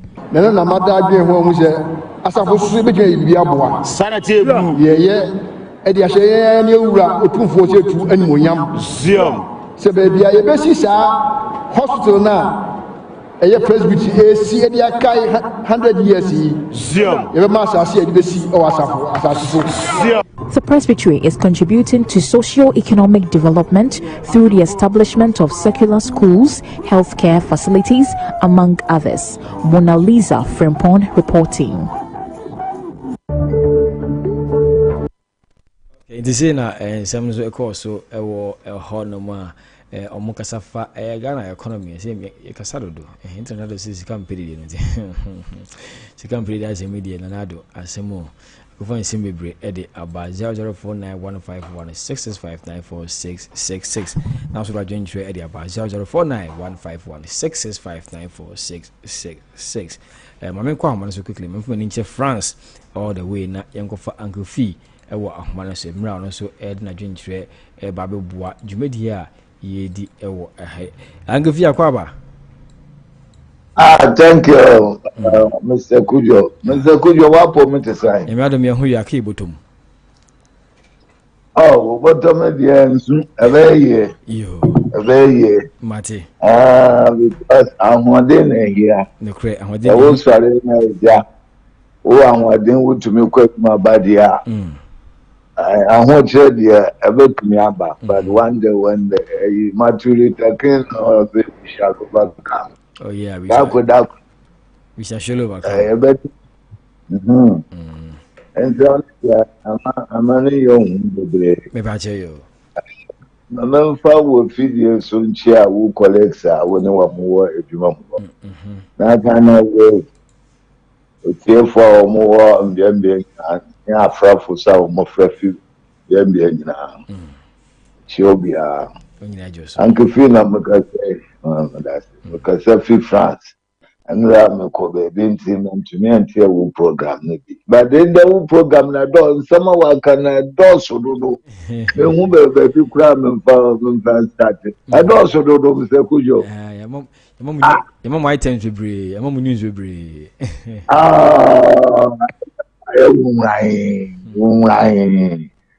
also do. But anyway, maybe as usual, may you one and two. Maybe no saba kankano. Okay. Manfa, outgoing finance minister, Mr. Ofori-Atta. Then sama sisia wabeya. Nkakaka baya 2 weeks na yewomi. Ntumi hunsa tama. Wamoya na Ofori-Atta must go so 2 weeks there, but many so the am said 2 weeks na ye woman. Man no ntumi hu so wa yiro so wombo. I don't know. I'm really thinking there on you yet. So wa ye pa hu ha wa ne ye betumi ahwe ma no kunu atena ho ma nkofo jojo no sa so won so pa na ba wo mani efri a ntumi hu nkoma ya wo mani wo mo papa di bebi a edure di anya president Nanado no ese oyinedi this ya kese Nanado oyinedi dia na ya a mistake or ya di obeye okay akase kan na nkacha all the time now all keep credibility kakra because if you we penya say we ye bibi man kwada anya kwan edi wani tutu fo what dey say yo because we penya na we kwada di ago bebre a wan hwe betutu to manyina wo bedwam ye begu wani ma say afa wonam na wo hunyina na apaguwe na wa penya bia wa penya jenjai what dey say okay sebi Ghana yan won kwan na wa ko school finance Ukra Memphis since 90 ahe two Pomeyanka the fourth republic. Many finance ministers aba. Ebinum ko ebinum ewu. Ahe po na ewu jama kojo bedu wafa da we do say. Impie. Akuna oka bedu. Impieni. Wafa Dabi ufo we wafa say we do ana. Abaredu. Baredu on na Efrimu. Yeah. Apart from Baredu away from for a finance minister. Because what you're doing now. Bebre. Because what you're doing the finance minister. Where were you? No, where. I said, what Tepe. All few office woman, I Ofori-Atta said Tepe wewa. Oh we. Kwabradu for. Oh krema bisube kwabradu for jano ni namwea. Nobody now our finance ministry one kuti na wadija wabo utunija wabo utunija was still as no. Abatine gwanu sudo do shishishu ijesu banu walubom dede fa imam bi mpona mbebi mpona ware odun suka kampo gugudamo de bia wo bom fatifuno wase kwa meza kwe trupi wazwata na mo yenya na sonta se ana ya kwa mezako ne MPs kwa beka se wa nkode a omba beto oba beto empty chamber no that guy is disgracing himself you need MP na some crowd America the guy himself somebody have to talk to him na ye order na ye nyin kasa na nyin kwase de bi on yapio you are from a very big family Ofori-Atta family is not a small family so bi anya ihe nyi ti da me anko fi me na me ewo mebedi ewo mebeshe ewo baby abeda what do you want what do you want really ebi mi zanman obi abede I need 3 billion no open so amada ode gbanana 3 billion I am fufu what's what the man one for the young bomba one day Sopios and then so open do o tro won kakra na oh no I don't understand the guy ogunanyi mate onu kada chan normally only do ba parliament crampo be ready normally that guy has lost his credibility. Okay. For me, I'm a friend outgoing minister. To me, Nenen Sipado, or ye build on corridors of power, bill. It's finished. This is him question already. The more you put the name was so the Aka sign president Lusaka. Look at that.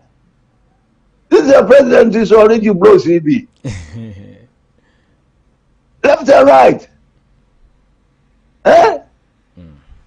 Oh no, it's too bad. Okay. Okay. Then again, let's come to I wanna work a demonstration there and not doing resigning. Only mom the mensasimo, in fact.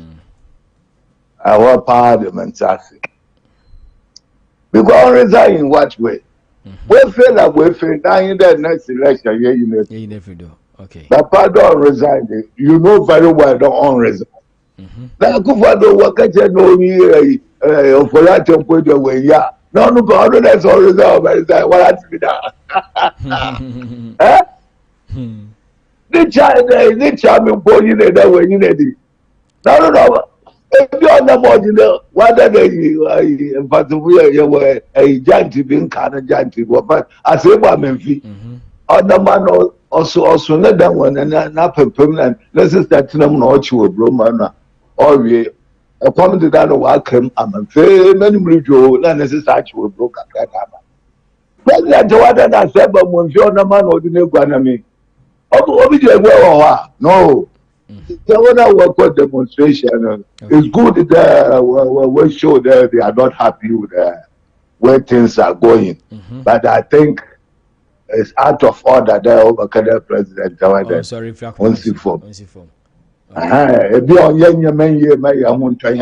can agree with them.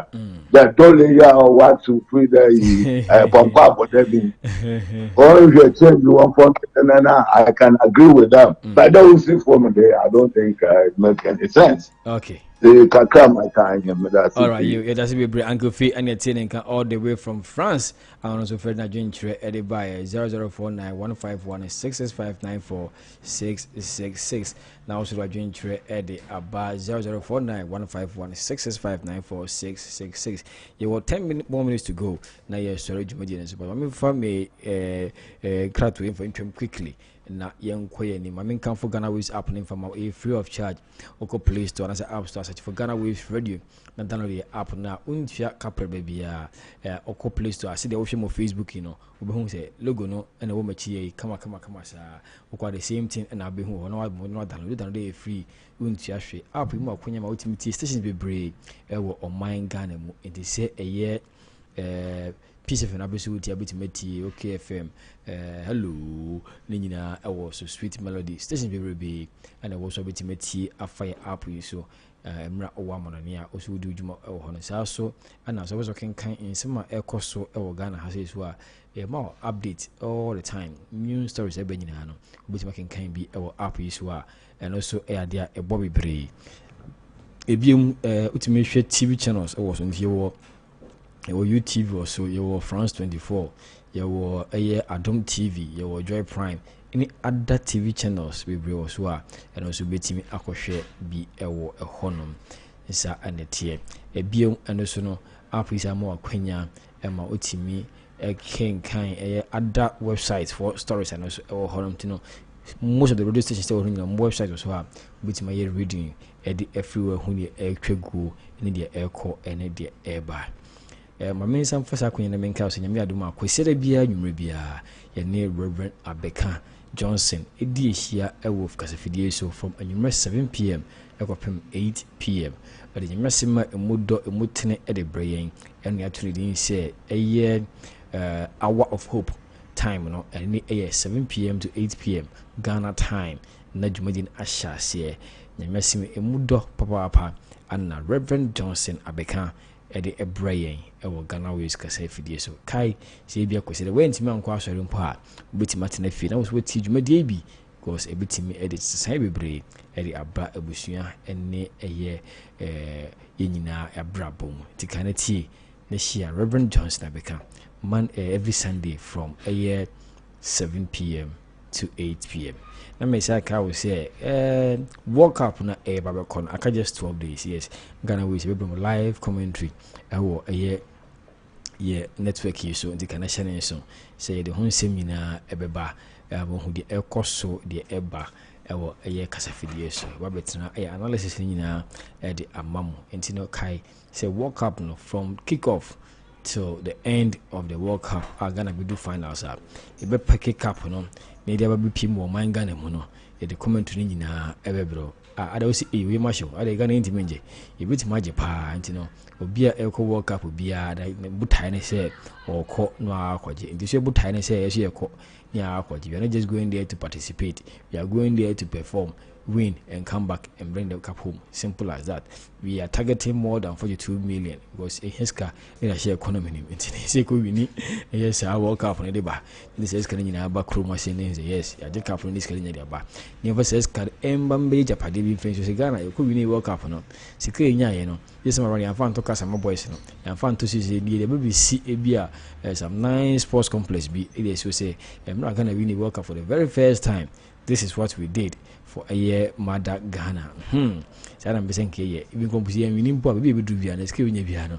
We should do something and for the industry. We a year FIFA 2024 project, 2022 project, Sky a year as soon at least something significant be it me pay if we say World Cup year ko yi mo. So 10 million crab, I'm from pushing baby and find your jumabi. Nemfa nsiwo nemfa nye nkaye nemfa manchirima ye woka pa yakɔ nyina minim bade potia yɛhyɛ this kana aye but and the buy shall buy the sponsor na buy ni sika back na kwasi be ofa no sa but I believe that this one running they should just change the format for us scanning buy yɛmfa nye bi fufuro na enjoy sa buy na the buy nti o buy sa agina de akwahye be bia e wo se o de kohye akasima enso na kyese abo eye no nine pepe na me sorry my main kind message mienu aba ewa ha say friend Dixon say Kujo, what Uncle Fee said is true. I really support his last suggestion that they can't just sack Akufo-Addo like that. They should wait till his tenure is over. Definitely Ghanaians are going to vote for a new president. It's either it's going to be an MPP candidate or an NDC candidate.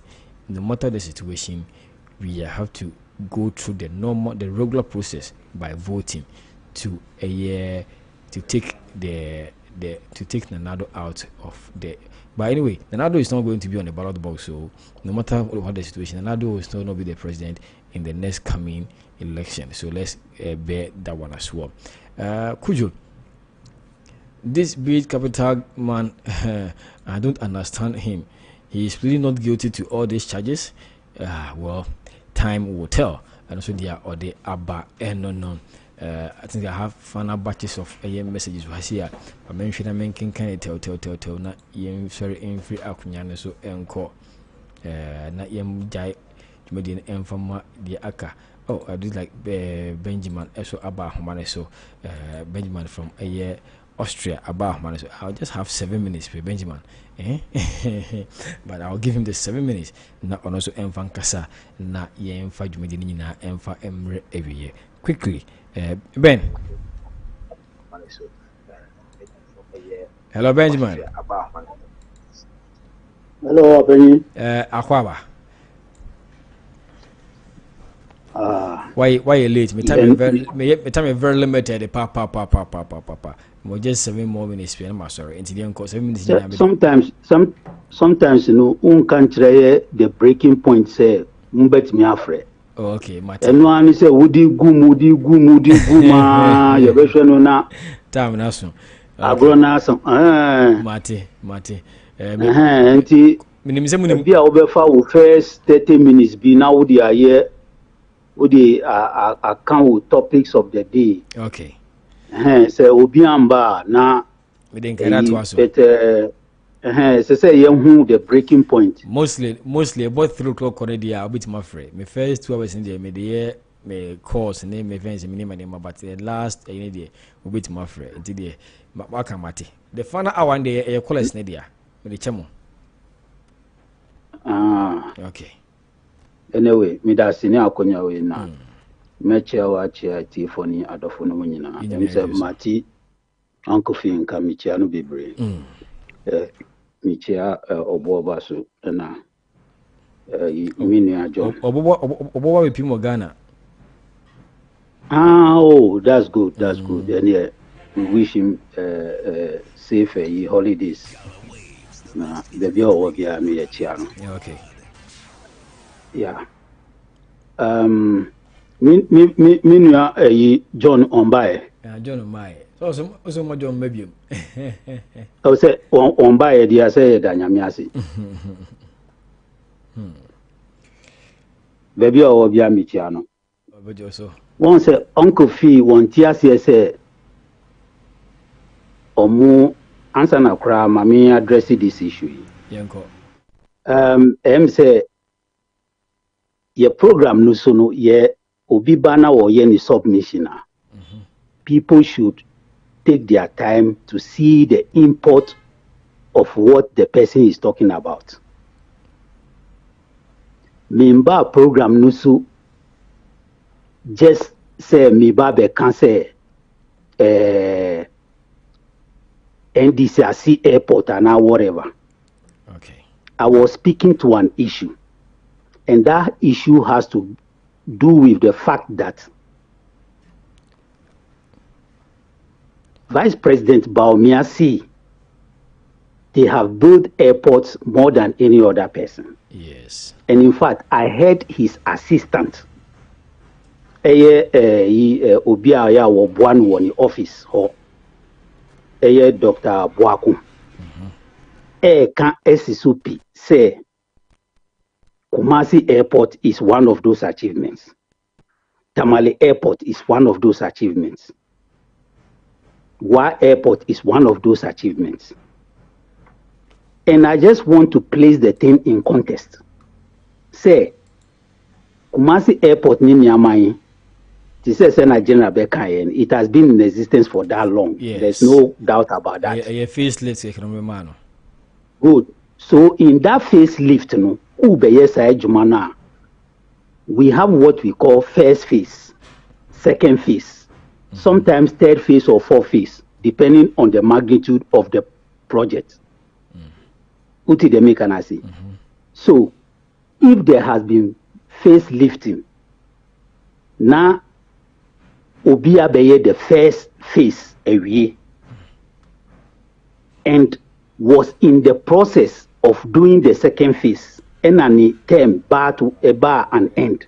And I yina fro. Now what bet to aswa. You don't wake up and say you claim whole ownership of that project. That is the import of my argument. Okay. Because certainly there must be first phase before they move to the second phase. Kaneno answer now yebeye first phase. Flights could not take off in the evening. Because the lighting system there was like enye bibia ebe encourages ubiwe fly anachuako. Okay. Kumasi Airport. It was the first phase and ebe addressing that problem ne wo. And even we were all witnesses say all those first phase projects no. And nuna asantehini ni your friend is saying mama ko sa your friend is saying yentu obia enyum no. And if the second one they are claiming is also Tamale. We all saw that Mama finished the first phase to the extent that sa big flight no Boeing 707 no or 704 or 707 no ebe landi wo Tamale for Moko Mecca. Yeah. In fact, Mama stood there and supervised all of them embarking and flying all the way to Jeddah. And it's a waba. Now there's a work in progress. Now wabe yes second phase. You don't claim whole ownership. Say we here and come and stand and tell the people so. That is the import of my argument. And you know, you should have said baby. NDC ye ba abayemu atamils bayem. Sena omu ye N1. N1, yes. Omajiskanu dia 200 bibia. Omuye no, what did he do? He invited President Kufuor. Yes. Who fought for that money. Although he was not the one who came and completed that project, no, he invited him to share the glory and whatever it is. He didn't come up to now, no, Sir N1 George Walker Bush Highway, no. Even though we came to complete it, no, we give that project to the MPP. We don't claim credit for it. Secondly, Yeba Abaimu, as at that time, Bui Dam was at 30% complete. 30% complete. The rest of the work was done, major part of the work was done by the NDC administration. But we dare not. We give that credit every time to Kufuor say Bui Dam. No, when we mention Bui Dam, it will be associated with President Kufuor. Okay. And so Biashe Juma Biasi, now Wababe Wea. Don't come and stand on the high heavens and claim say Unawaye, and that makes your record superior than any other person. That is the import of my argument. Okay. And me bra, your friend is saying me bra South Africa. Chumesi. Oba ya yeah, you know. Oba obi di ni facts to ho na odi facts aba enye dede enye ntakwa. Sikampedede. Dede sikampedede. Na ye kan sika ho asemi. Your friend is saying Uncle Fee won tia say obia kase papa yi won free ho e na won pese woko. Uncle Fee also won tia say Ghana for kra say omun tia say. The reason is very obvious. Reason very obvious. What is the reason? Oh, yeah, grow about you with the to you. Nipa ya warrior negotiations. Negotiations at the end of that negotiation, what is coming? Money. What are we expecting as? Money. And this sikana ebeba no. Obi ba ko do efu yi harvest beba won tafre ninsa. Okay. Onko jina nchen na yi process a onu wa initiate no obi be harvest. Kese do ye hwade de no ro nsa kwa. Na be so kire. Enu ko dan nchen no. Se wonu free opera. There will be a lot of questions. Okay. About certain things that has gone on. And omu tina honu a omu kase they are buying time. They are trying to cover up their tracks. Until they are ensure that. So you mean say they are covering up all the loopholes and the Oh. You see, there are so many questions. MPP for Nankasa Omunim. Say there are so many things that if we want to open investigations against this man. Okay. And yet as a kitwa. Okay. And therefore they want to ensure that even if it comes to ways that he leaves office now, certain things will be left unanswered. Ben, my mouth to be now. Mr. Wrap it up. And if I wrap up my time now, so Mr. You was on the other side. I mean, for months time, okay. Enti enunti na wo sa in some way nyina. Okay. Na adino ankasa, it has been the character of this president. Omu ankasa omu party for a calling for reshuffle. Enye yinkwa ni team na ankasa. Yes. Ono ankasa be ma mo ansa. Se wo be kan ada se comedy. Anasa wo pese wo se na aban.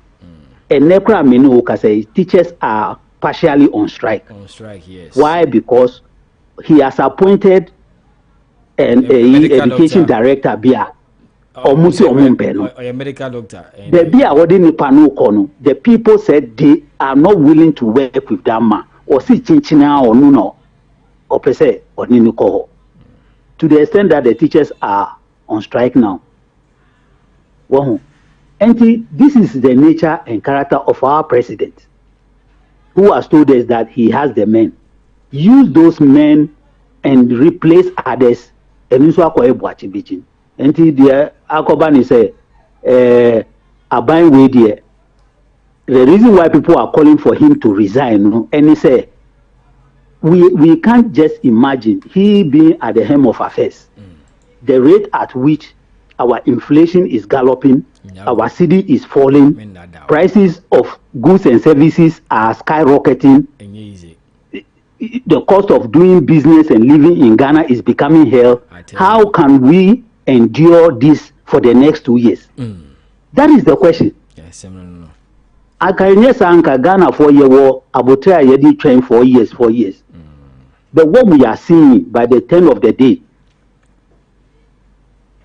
we don't know how we can survive by the next 2 years. Anything I support the call that Nanado, his whole administration must go. Okay. They have failed and failed woefully. All right, yo. That's me for instance, I'm going for Mr. Boa. Hello, Mr. Boa. Hello. Mr. Boa, about your good afternoon. Well, you know, and you be watching the now maintain papa. After what menga. I said I'm at on kakra. Okay, but your I'm saying my monitor now time now. Time now, but I there ma yeah ka my problem na beto na father administration. As the Obano on any for and order mo adebu man no. And the finance minister. And the finance minister, Eddie Ghana, I could teach to the extent that Ghanaians no be a complaint. And the Afro as a president, you prepare because they say, baby, or mine could who be the Ghana ha. Also, was unity. And that means that there is something behind. And I don't think Ghanaians no obia.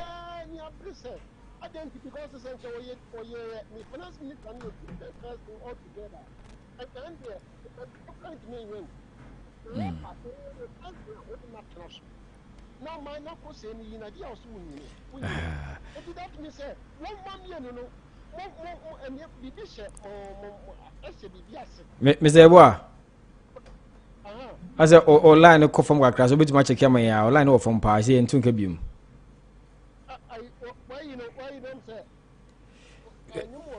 Mr. Boa, I'm sure to be a see line, Mutina, about Nessa, but all the way, Mr. Boa, the Fache. Some do see what I say, because the time to cry action. I know where you were trying to get to. It's you know, Obianim the Ecoso, Mr. Finishing, Rakan of Ratadonasi on resign is the responsibility of the gentleman, a year Kufuado, to do that. Say, oh, I'm not resigning, someone resign. John Domani Mahama here is also asking for the same thing. Say, Beya, Pay, Enko. Na MP informa ba omi akra nanka on manage economy to say will be free a honor.